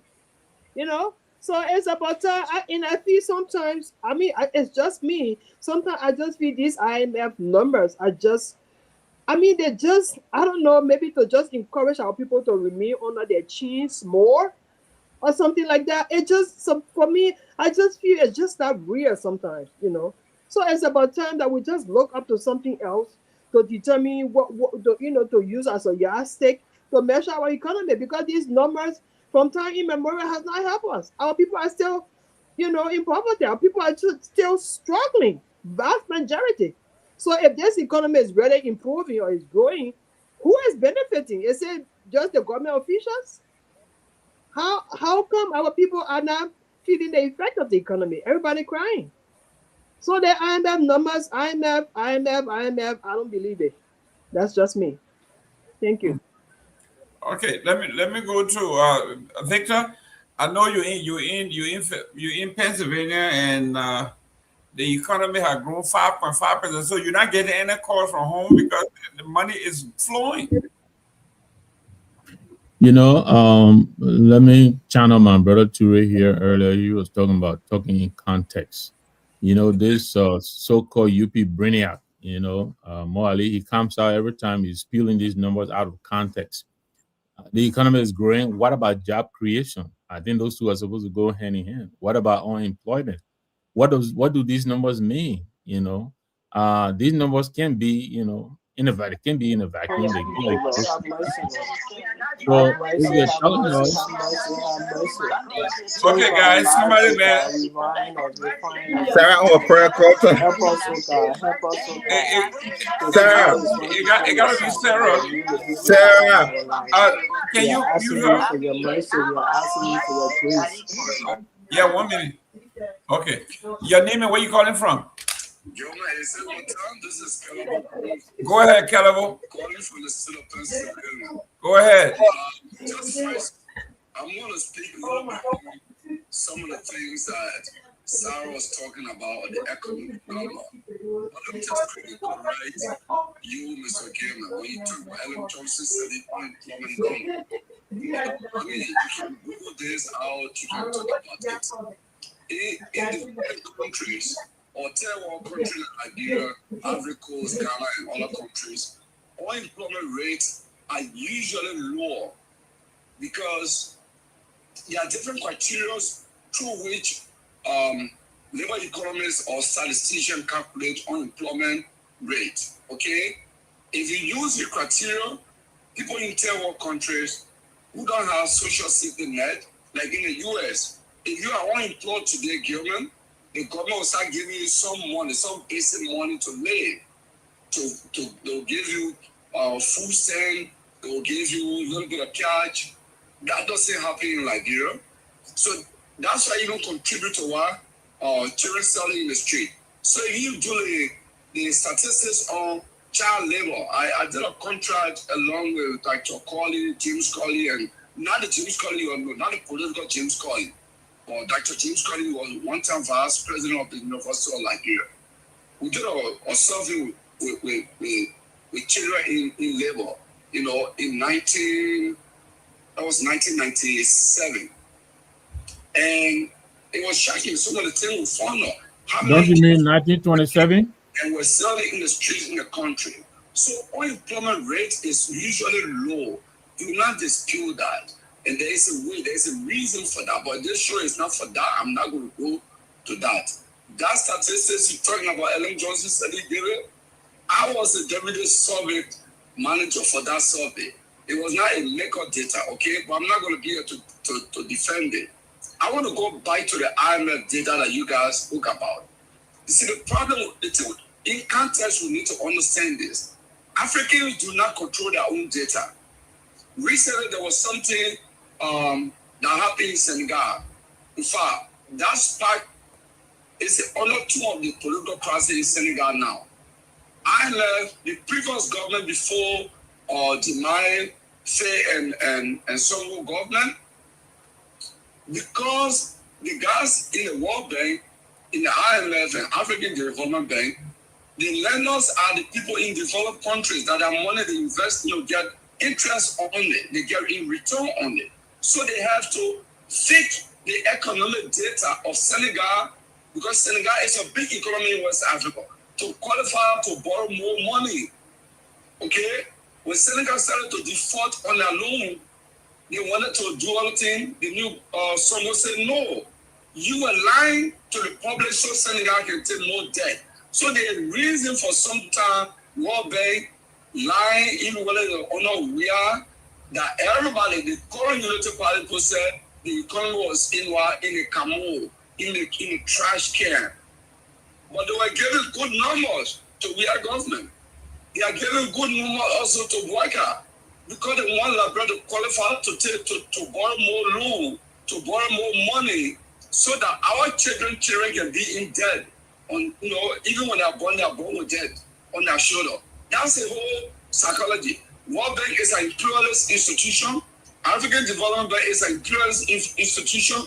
IMF is an imperialist institution. And these are there to mislead. Those are the new I would say new colonial economic structure that were imposed on the world in order to continue control what happens in the third world country. That's just a fact. So we don't have to. There's a Nigerian, Dr. Adebayo, Dr. Adebayo Adedeji. You've written a book on why Africans must own their own statistics. For example, funeral service in Grand Basso. People will spend a lot of money when we're doing our GDP calculation. We don't factor in funeral service. In the United States, funeral service is very expensive. It goes into the GDP calculation. It does not in Liberia, it does not in Nigeria. Okay? In the villages, people bring chicken, goat, cow, and these animals have values. We don't calculate to put in our GDP. So there are many things are not in our statistics, our GDP statistics, that we need to debate. African statisticians, economists need to debate. But I just want to throw this out there on you that don't get angry. I know always give any government that don't want them to borrow more money, they will give them good statistics. That's all they do. That's our business. They're there to sell their lenders money to third world countries so they can borrow more money. That's all. That's our objective. Thank you. Thank you. So the IMF position is qualifying you that you are able to pay the debt back, according to what Kehleboe is saying here. So you get your $500 million Millennium Compact, and they tie you into knots, and here you go, and it just continue and continue and continue. But here we are, guys. I will come to the end of the show here. We are talking about, let's close on this agriculture, $1 million agriculture that's supposed to create jobs.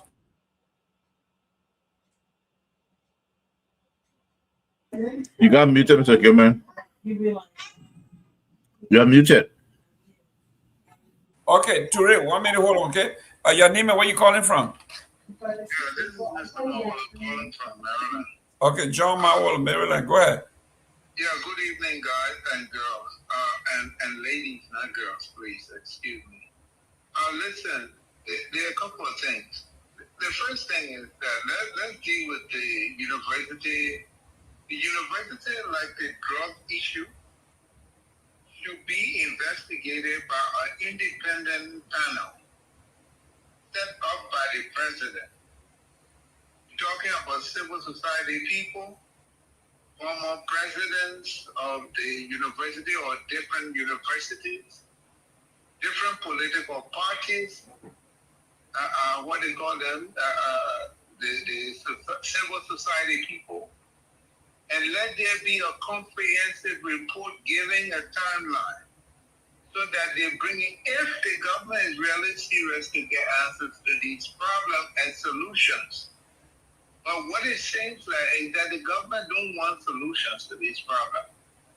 They want to pretend like they're trying to solve problems. There is no way in the world anybody can tell me that you don't have money in Liberia to give the university to do what they got to do. How much money is it going to cost? It costs less than the money you give the people to buy new cars. It costs less money than you bribe these people for every law they got to pass. If you're serious, it can be done. We say if you're a presidency, if the president is serious, it can be done. Somebody said, why blame the president? The president, because he's the imperial president, he carries the blame. If you had a working government where the legislature and the executive were acting in their places, then you claim on the legislature. But since the legislature thinks they're working for the president, you blame the president. Whatever. When it comes to what Gongloe was saying just now, the purpose of education is not for you to memorize what somebody wrote and come. You got to know what they say. Ture, can you mute? And say something that works for your society. If the African society decide that they're not going to think for themselves, the IMF, the white man in general, will continue to use us, and we need to stop complaining, because we got the same education these people got. If we know what they know, and we know what we got, we're supposed to have found solutions to our problem, and stop doing the same thing over and over and expecting a different result. So it's not their fault; it's our fault. Burkina Faso has started it. Rwanda has been doing it for a while. When you start challenging these people mathematics, this voodoo mathematics that they play on us all the time, we will start finding answers for our problem. Thank you. That was Honorable John Nyenwolo. Insightful gentleman. Yes, Ture, you were in flight. I was just trying to tell you that you were muted. And then the third night you're going back to tour. I was in flight. Chief, I was just trying to tell him that he was muted. That's all. I don't want to. When I thought you were saying, I said, Okay. Mr. Doctor, he improved more today. Yeah, the master improved, and so you know the guys on clash there. Oh, Nagbe, let's close on this topic. Let's close on it. Let's close on that. I know you gotta go. Let's talk about this $1 million here. Is this a drop in the bucket or just to create a talking point? Is it $1 million again on agriculture project, you say? Yeah, $1 million agriculture, to put in agriculture, they say to hire young folks. I would defer. I'll give my time to Mr. Ture. I think he wanted to go. Okay, so then go ahead and close so you can go. I know you had to go. Well, thank you very much. Great show tonight. Again, I didn't have much to put into the DEA and the new assignment. I think, look, the DEA, the University of Liberia, all of these organizations, I think the same thing runs through them. The lack of support. I think the president of the University of Liberia could do a lot if she got it, if she was given the support that she needs. We're hearing that this DEA, just like the National Security Agency, NSA, is a cash cow for this government, from, I guess, the governments. This is where they get the chopping from. And I understand, so they have a lot of interest in who becomes the leaders over there. We're talking about the recommendation of the young lady. I don't know her. I don't care about her sexuality. But I understand she's still in college. This is what we're hearing. She's still at Zion, Zion University. Now, I understand she's been with the agency for a very long time, but had she been, I don't know. I understand she was leading the leeward sector or something like that. But again, the reporting are that she has been the operation director before she even got this appointment. She has been running the operation in the field. She has been the person who has been running the streets for these people. This is what we're hearing. If that is true, then this president, who is noted for taking the longest time to make a decision, and more often than not, when he takes it, he misfires. This could be another example of him misfiring again. Now, I think Zycam, if he's given the support and he's given the right personnel and not promoting these people who have all been embroiled in this thing yet, other than rotting from their head down, he's not bringing the same people back and forth. This is not a time to promote from within. We are saying the whole damn agency is rotten. What is he doing promoting from within? This is not the example of promoting from within. He should have done that a long time, but he didn't do it. But the same way he told Kamara and LTA, fired Zamba, and when Zamba and the rest of them, and brought him back and made him the chief. This is the problem with his president. He's not a disruptor. Maybe this is the problem with being in government for 5,000 years. So again, I think Zanga is a good choice, but if he's given the right support, he will do well. Right now, what he's getting, to me, I think it's the same old. But it's been a great show. Thank you very much for the opportunity. Okay, so yeah, thanks, Mr. Nagbe, for your contribution. I don't know what you're using as a microphone today, but it's good, man. You sounded very good in our ears today. That pepper soup microphone. Yeah, it's great. However, I honestly think, in my own opinion, there should be a referendum to dissolve the Ministry of Agriculture, dissolve that, and then create an agency that has an oversight on agricultural activities. And the minutes of that is put in agriculture. It could be money used to facilitate farmers. Maybe government can have processes where they can add value to these crops, give farmers money, give them crops to do their farms, and so on and so forth. So that, because we spend millions of dollars on agriculture ministry every time, we don't see nothing. Liberia is losing a lot of money through agriculture. Then they're not even gaining anything from agriculture, and I stand to be very corrected. I don't think the government can say, "Oh yes, this is the money we put through agriculture, and this is what we're getting." If the government like Liberia is putting, for an example, 60 million in agriculture every year for the budget, they're not getting $200,000 back. All that money going to how you got to think vehicles, gas, salaries, and so on and so forth. So I think there should be a conscientious decision made that the Ministry of Agriculture be dissolved, reduce it to an agency that has oversight on agricultural activities, identifying where to do farming, how to perform, what kind of farming to do, and those who have interest in this kind of farming, whether it be cattle, like crops and whatever it is, let them go. Their government subsidize them. Somebody got a noisy background. I think it's my background. So the government has to go in that area and see how best. Hey, dissolve it. Create an agency. Agency that has very minimum oversight, where to farm, how to farm, what give them training. And then that money that's going to agriculture could be reconcentrated to education and other places that really need it the most. We spend a lot of money on the workings of the Ministry of Agriculture. Then government have to tell me then we'll be putting here what we're getting from it. We're not getting nothing from it. I don't think there's a return on revenue. I got an investment on that, and I think that's one thing personally. So if they get $1 million, to be honest, it's another waste of money. It's another money.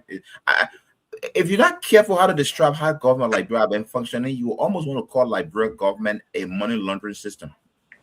You got a lot of money just coming from everybody. You don't see, they don't yield fruit, right? And you have a president who happens to pretty much depend solely on what you want to call the thing,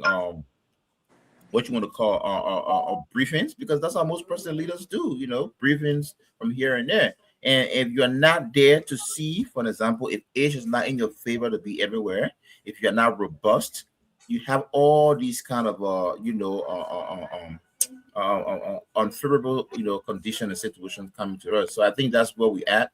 And that's just my own little take on that. But again, in closing, as I close, the Liberian government needs to pay attention to qualified Liberians in Liberia, outside Liberia, or Canada, whatever it is.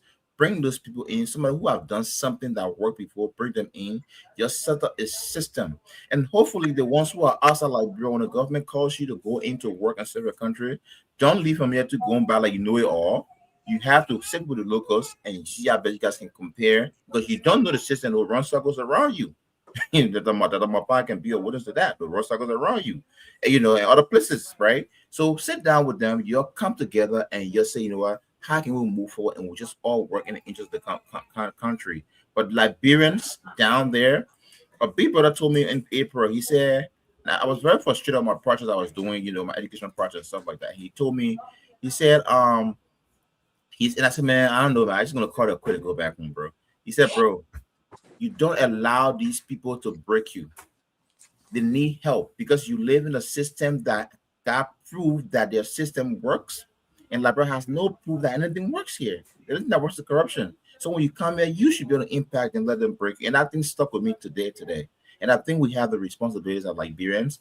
In as much as we talk politics, we disagree on political agenda and stuff like that, I still think leadership to be respected. I still think the president still, can resuscitate himself from what is going on right now, and Liberia can be a better place and take parties other than just talk about leadership. But all of that, with all that said, I think it's been a great show. I appreciate all of you. Mr. Nagbe, keep your microphone. It's great. Don't change it.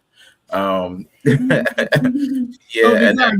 I gave you my time tonight. You just showering me with praises. What's going on? You're my man. You're my man. I gotta say, you use my time wisely. I agree with everything you said. Quickly, Jerome. Then we talk about the agricultural minister, right? Wasn't he ensnaring, I think, $8 million that was given to him for small farmers? I think you say you yield your time to somebody. I know, not my bro. You use my time wisely. Taking some back. Use this chance. They may repossess it. Go ahead, Zinga. Go ahead. No, I just want to put it on the table. Now, look, we know that then Dr. Nuta is my UPP brother, but we came here and talked about him. He was giving, I think, $8 million or so that the donors gave him for small farmers. The story was that the money was put through sometimes 2-3 different stages. They couldn't account for. I think there's over 100 farms that they said they had. They couldn't. So that's why I said I didn't have any, because I don't think it will amount to anything. And my brother here, I think he struck the call, right? But thank you. Great. Let me go to go. Yes, go ahead, man. Yes. So let me start with that $1 million project. Let me ask you though, because I know the poster didn't say that. Is this a grant or a loan or just something to finance a project? Yeah, it's a grant that, according to them, it's supposed to they put in $1 million in rice and cassava farming to create jobs for young folk. But if you have $8 million, it ain't do anything. $1 million in farming, it would not even the machinery, we talk about management overhead. $1 million is absolutely, like I said, either there has to be a political stunt, but it makes no sense for the whole nation to say we're going to produce cassava and rice. Okay, for $1 million. I think yes. I think I came from the South Korean government. I mean it's a scratch on the surface. I agree, but I'm looking more at the, how should I say it, the sustainable business model. I'm looking at the entire process, the whole value chain. Because then I'm also thinking how they're going to select, because it's for youth, right? So how they're going to select the youth. This whole program from the beginning, where the land's going to be, how they're going to select the land, the whole thing. They're going to put all that UP children in there, the poor people children sit down somewhere, all of that. And even when this is done, how this going to transfer to the market, how this going to bring up profitability, how you're going to improve the youth and all of that. So we have to see the whole sustainable model of this whole thing. I know that they pick up small sound bites, $1 million, and they run with it. We're doing, the government is doing well, but we have to see the whole model. So I think it's a scratch on the surface, but I think it's a good step in the right direction. But I'm not going to praise them now. I want to see the whole model. I really want to see. Okay, share the phone. Okay, if that was distracting, but I want to see the entire model, the whole value chain system, the entire sustainable model, to say what I can get, and kudos for it or not. And back on the LDA, I want to close on this. I don't think, in my layman opinion, the issue to that place is not about people holding the change people. Yeah, bringing the right staff is important. But I think the problem there is more of fixing a system issue. Because you can be the best person, but if the system is rotten and you don't fix the system, you will go nowhere. So all the praising Ziama or whatever her name is, I hope they understand that it's a greater issue. Now, so there's one credential. I did see that somebody said she didn't have, I know she was a Zion student or whatever it is. I did see that post as well. But the act didn't say that that you must have a bachelor's degree or something for a deputy. For the minister, they say you must have a degree in psychology or criminology or blah, blah, blah. For a deputy, they threw it out, and I'm not sure why they did, because education really matters in the requisite education for that field. So if she doesn't have, if she doesn't have degree, then it's on them, because I don't think the job experience is enough. You need the education, the job experience, and everything else to function well in that capacity, leadership skills and all of that. So I hope the Senate will do their job, but again, I don't trust them. Over the last piece is on that whole $1 million thing. I think everybody talk about it. Not 1 million, I'm sorry, on the 5% growth. I don't think how should I say this? I don't think just that GDP output is enough. We must see how that is transferring to jobs, job creation, to the youth, to on different level, education, how all of this is transferring, how people getting employed and the lives getting better. And if that is not going together, then all that numbers don't mean a damn thing. That's all I have to say. So you have a good night. Thank you. Let me go to Sarah. Sarah? Yeah, great show tonight. Great conversation. A lot of things we discussed with regards to universities, how our students over there are having so much difficulty with getting the basic they need. I think this rescue government needs to do better than this. I mean, this is unacceptable. These people that are in power right now, according to them, they are the best. This is unacceptable for the University of Liberia Science College to be going through what they're going through. This is unacceptable. And that agricultural thing you're talking about, $1 million, just forget it. It's blah. Why do I say that? Because they come up with all these numbers. They will do this, they will do that.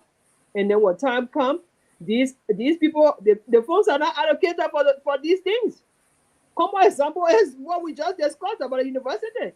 $6.3 million was allocated for the science college, and how much did they get? So you think they're talking about $1 million for agriculture, just to why people here? Oh yeah, rescue mission is about to do something. It's all blah. Let me speak it the colloquial way. It's all blah. All right, they are not. They just want to excite people, sentimental, like come up with all these beautiful, what they call, Boaka said, beautiful English. All this beautiful English they come up with. At the end of the day, the actual reality, the actual thing to be done is never done. It's never done. The money supposed to go somewhere to have these things done, it doesn't reach there. So you don't come here and can't fool people here. You don't fool people here. Until we can see it happen, it's not going to happen. Because we know the history. You allocate funds for certain things to be done, they don't get it. You come and can't tell us something else about $1 million agricultural project until that can be done. I don't believe it. I don't believe it. So great show, guys. We'll continue to come here and talk. And you can cost me all you want, but this the fact. And nobody going to curse you. Thank you very much. Sita? Thank you very much. I think we had a great show, but let me just comment with the $1 million thing and also on the 5% GDP growth. Well, I personally believe the $1 million agriculture loan for agricultural product, I think for agricultural initiative, a lot of you guys have spoken about it. and I don't want to go to further to be repetitive, but I think this speaks to a larger issue in Liberia. President Joseph Boakai served as agriculture minister. He served as managing director of the Liberia Produce Marketing Corporation. Back in the days, Liberia were producing its own coffee. Liberia were producing cocoa. Back in the days, we had a Lofa County Rural Development Project. We had a Nima County Rural Development Project, and we had a Bon County Rural Development Project. We also had CARI, the Central Agricultural Research Institute. All of these institutions were created so as to boost agriculture production in Liberia. The Agriculture and Cooperative Development Bank was also created to provide loans to farmers. That was the essence of the Agriculture and Cooperative Development Bank. What happens to those institutions? Why is it that this government cannot come up with a plan to revive these institutions? Remember back in the days, they used to say Lofa County was the bread basket of Liberia. Yeah. It was because of what? The Lofa County Agricultural Rural Development Project. And that project was intended for Liberia to be what? Self-sufficient in the production of all of our agricultural products. We had CARI. CARI was there to do research on rice production. And Liberia had a special recipe of rice that was created from the lab. What happened? This president wants to move the country. But yet instead, you appoint people to this position and they are not even thinking about how they can move this country. $1 million for youth agriculture development. What is it going to do? How many youth will get involved in that kind of program? What is the plan to implement the $1 million program? It's just a drop in the bucket. Looking at a huge amount of youth unemployment in the country, then you say, look, and I'm sorry to say, these people should not continue to play games with the Liberian people. They should start playing games with the Liberian people. If they cannot do the job, if they cannot help the president to move Liberia forward, they need to step aside. This is not a game. The vast majority of our people are living in abject poverty. Their lives need to be improved. And one way to improve their lives is to what? To make sure that go back to the drawing board and see how best we can revive all of these agricultural development projects. What? So you have a country where you have a huge unemployment population, then you say you take $1 million. It's almost like the same thing that the president said that I think he created 70,000 jobs. Really? 70,000 jobs. Why are these people continuing to play with the lives of the Liberian people? And that's what I continue to say. The country needs a new political dispensation comes 2029. It needs a new political dispensation. Because we can't continue going around the same rabbit hole all of the time and we expect different results. Thank you. Thank you. Chief Tomalin, Joe, take us home. Yeah, Mr. Gayman, thank you. And good night, folks. Thank you for the show, man. Good show. Let's continue to do it. Look, on the issue about the agriculture, this president's legacy will be defined by when it comes to agriculture, because everybody knew he would be probably a rest agenda.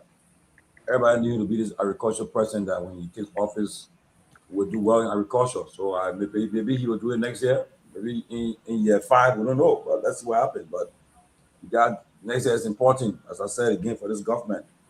All the projects, all the international trips they made, the MOU they signed, we want to see implementation by next year or so. If not, I know they are up for rude awakening. But look, an issue about the DA. The boys now in the court of the Liberian Senate. They have the advisory consent powers. So they should scrutinize the nominees, and they find that if the person is qualified, they confirm them. If not, they reject them. You know, they shouldn't just do it because they want to do it. Let them do their job, the due diligence. Let them do background checks and everything, and find out whether people are able to do this job. But I also stand on the fact that the lady that appointed, Madam Rude, they have the right to scrutinize her, competence, or experience, and everything. But to say that she got the position through sexuality, that's wrong, and I will condemn it again. It's wrong. We have no proof, no evidence to say that, but people are saying it's wrong. But they have the right to scrutinize her. That I say. So the Senate should, when go before the confirmation, they should do their due diligence on her. And on the story about the Deputy Minister of Information, Senator Kamara. Well, we're in a political space, and so that's what we see happen. And now it's everybody taking their side, you know, like that's how our politics is. Once you're friends with someone, you close to this person, you defend that person. That's what I see they're doing the space now, depending on who they're. So right now, that's what we're looking at right now. So let's see what happens. But hopefully, they will come to some truth. In recently, it was Sam Jackson and Mo Ali. I know how that one ended, but that's what been happening, you know. I always try not to get involved in this thing, getting into it. I know last week they have our picture around, our video. They were calling fake numbers, so we are. I just laugh with it. I don't take it serious because, again, in that part of the politics. Now, that history, right? That one, everybody took their side. We took our side at the time, and they say we're calling fake numbers. Yeah, numbers prove that they had the majority and they won. I was there when we are conceded. At least it was part of the history making when he called Baga to concede to him, we were there. And then he had a smooth transition, and now they are in charge. Let's see what will happen. I know that. And then also people talk about Senator Snow meeting with Mr. Cummings. I mean, it's part of the political stuff, you know. People will meet. In America, you visit people, you know. But I mean, where were they discussed? It's up to two of them. I know we'll find out what they really discussed. I know they talk about Liberian politics. That of course, at least they said in their statement. And then lastly, I want to really extend an invitation to the CMC leader, Mr. Ability, to talk about this FIFA issue. He wrote a lengthy post about FIFA, and I tend to agree with him that FIFA is corrupt. Let's be frank. And they're political too. Now this guy, Infantino, the minute they try to go after him, the CAF president and unilaterally can say he's standing by him. So Musa is asking if the full country of FIFA, of CAF, they gave the authority to do it, you know. And when the issue came on Musa, people don't around with it. That Musa was banned because he FIFA money. All were lies, you know. It were lies, but then they ran with it and the politics. Musa, FIFA ban you. You stole FIFA money. All were lies. That's why he said I've been vindicated. So I wish he can come on this show sometime a week or next week and discuss. Let him discuss about FIFA issue. At least spend some time with it and so forth. It was a good show, and I don't know, but it's not confirmed yet. But when we get the Deputy Minister of Information, he may come on the show maybe either next week or so. So it's not confirmed yet. Tell my brother I got his back. Education. Nobody gonna push him around. So let's see what happens. No, you finish closing. You finish closing. You finish closing. Sarah, you finish closing. You finish closing. Before the show, no. But the man came here. He was professional. Yeah. Sarah, the man was professional when he came here. No, he told you he wasn't going to cause anymore. That's what he told him. Oh, he said he was. He said he wasn't going to cause anymore. He caused anybody here will cause him by. Will cause him, man. I want to free your friend. I'm just telling you. So you go tell you. Johnson years, what you need? Johnson years, what you need?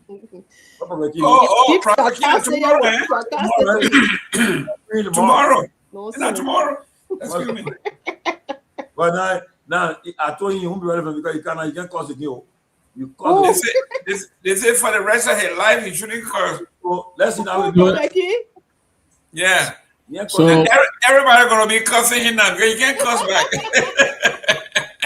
So just like Sarah,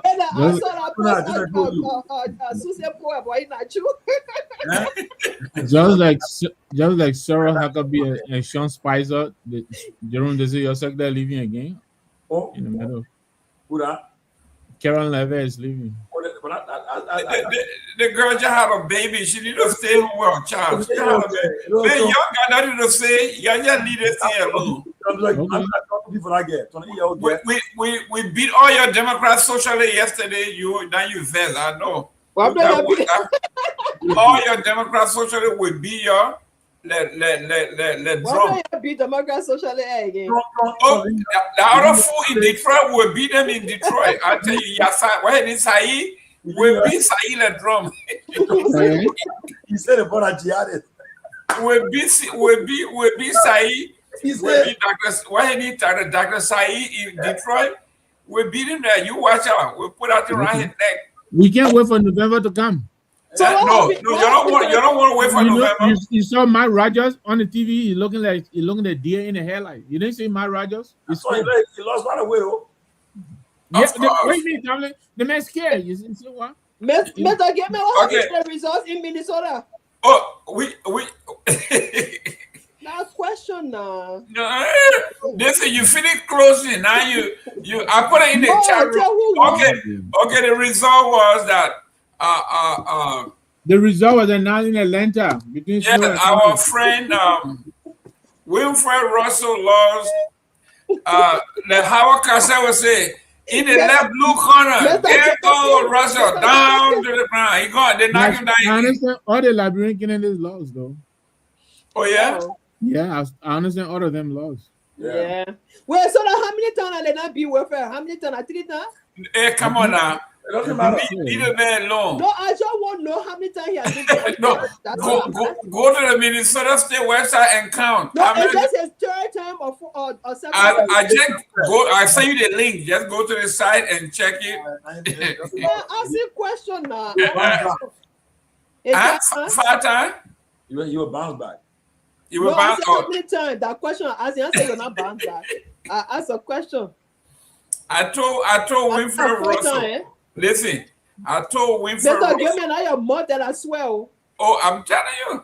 I told that man. I think Winfred is getting better. He's getting closer. He was good.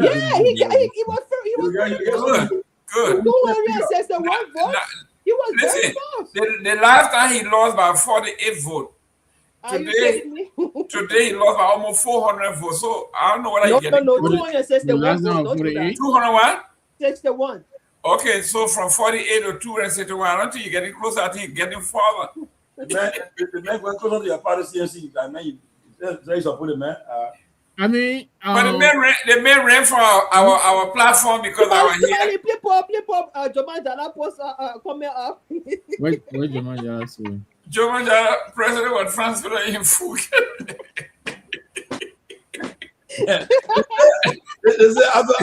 After the news came out, when they did it, they tried to get the food on the plane.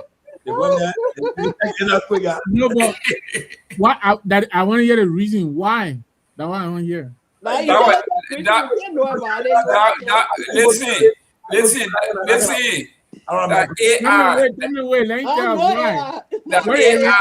What they really said to him. AI.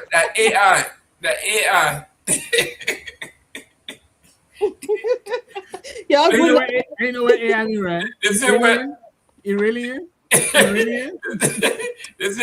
They say when Troy Gahn was spending so garlic.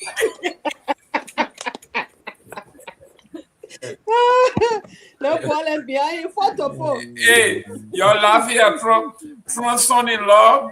So, Mr. Kushner just bought the Lakers and the Miami Heat. You still have been laughing. Yeah, but I mean, I'm a Lakers fan, and but listen now, there are long-time Lakers people, so I'm happy for you. The same guy wanted to buy part of FIFA, right? Yeah. They bought it for $12 billion. Yeah, $12.5 billion for the Lakers, and then part of the Miami Heat. We win the championship again. We are part of the Who championship. who did that? Kushner, Trump's son-in-law. Son-in-law, brother. Brother, yes. Young, they're very young too. You're younger than Jerry. Oh, Kushner's brother? Yeah, they're very young. And we got two NBA franchises coming up. They made doing Trump first. I look at it, the Powerball numbers, right? Now, the Powerball, 900 million, you winning. You know what you get? You take the money in lump sum. You only get 491 million. For what? So, wow. No. That was when it was now it's in billions. It hit $1 billion now. Listen, somebody, if I win, they give me 2 million at 75. What are you talking about? 100? You bet for 100 million? We're gonna make this. What I want for? Yeah, but the taxes now. The taxes. You win it. You win it. Yeah, you vet. The taxes federal and state. Let me tell you one story, right? Before I leave for here, I'm in Rhode Island. I'm a regular lottery player, so I'm in Rhode Island. So I played the lottery that day. So I wanted to find out some information. I went to the bank. I was Citizen Bank. When I got there, and they put time on me on one time. I asked, I said, I want to talk to a banker. He said, oh yeah, what happened? He said, with the lottery. I had lottery. They came in the office, man. Put me down. What you want to drink? I was drinking some cold water, but what I was drinking. And man, I bring him. I close the office door, and I bring it in. I not winning money. So he said, so George, what brings you here? I said, I want to find out if you win the lottery and they send my check here, how long will it take to process the check? How long will it take to access to my? He said, "Oh, you want?" I said, "I want to find out something." The minute the guy found out that, he got weak. We got to get a percentage, you know. Yeah, but I told him say it would take less than 6 weeks. He said, but what you could do, let's say you win and you sign your ticket and you come and the lottery confirm that you win. All you need to do, you come here, you give what they call some letter of credit. I mean, what credit? The lottery will say, well, the man, he won 200 million, so he got the money coming to your bank. That way he coming. So once you know you have money, already have me confirmed. He said, letter of credit. What do you want? 500,000? We'll give you quick. Get your card. You sign joining yourself. I said, wow. But I find out when I'm winning money, you were like, you're not interested no more. I said, you remember the guy from South Africa that won the yeah, I gotta go to work. Yeah, he thought he won. You gotta go buy a lottery ticket. But the guy from South Africa thought he won the ticket. He went to a job. They say he not gonna quit, but he peed in his boss office. No, I didn't know. They say he went to quit. He was so upset. He peed all in the man's office. Only to go find out that he didn't win. When you sign a ticket, at least you know you find what you want. This guy was too sure. They say 2 days later he went to find out. Not only that he didn't have a job, but he was waiting for prosecution for unity. I'm not gonna win that. I'm putting no bill back. I would drive to Middletown, the office, and carry my stuff there. Take my. I will post the news. It's so funny. It's so funny. Even the newscaster himself, he was laughing. How you go in your boss office? You're so mad with him that you pee in his office. You got the money now. You got the thing out, so you win. Okay, guys, tomorrow. All right. Good night, guys.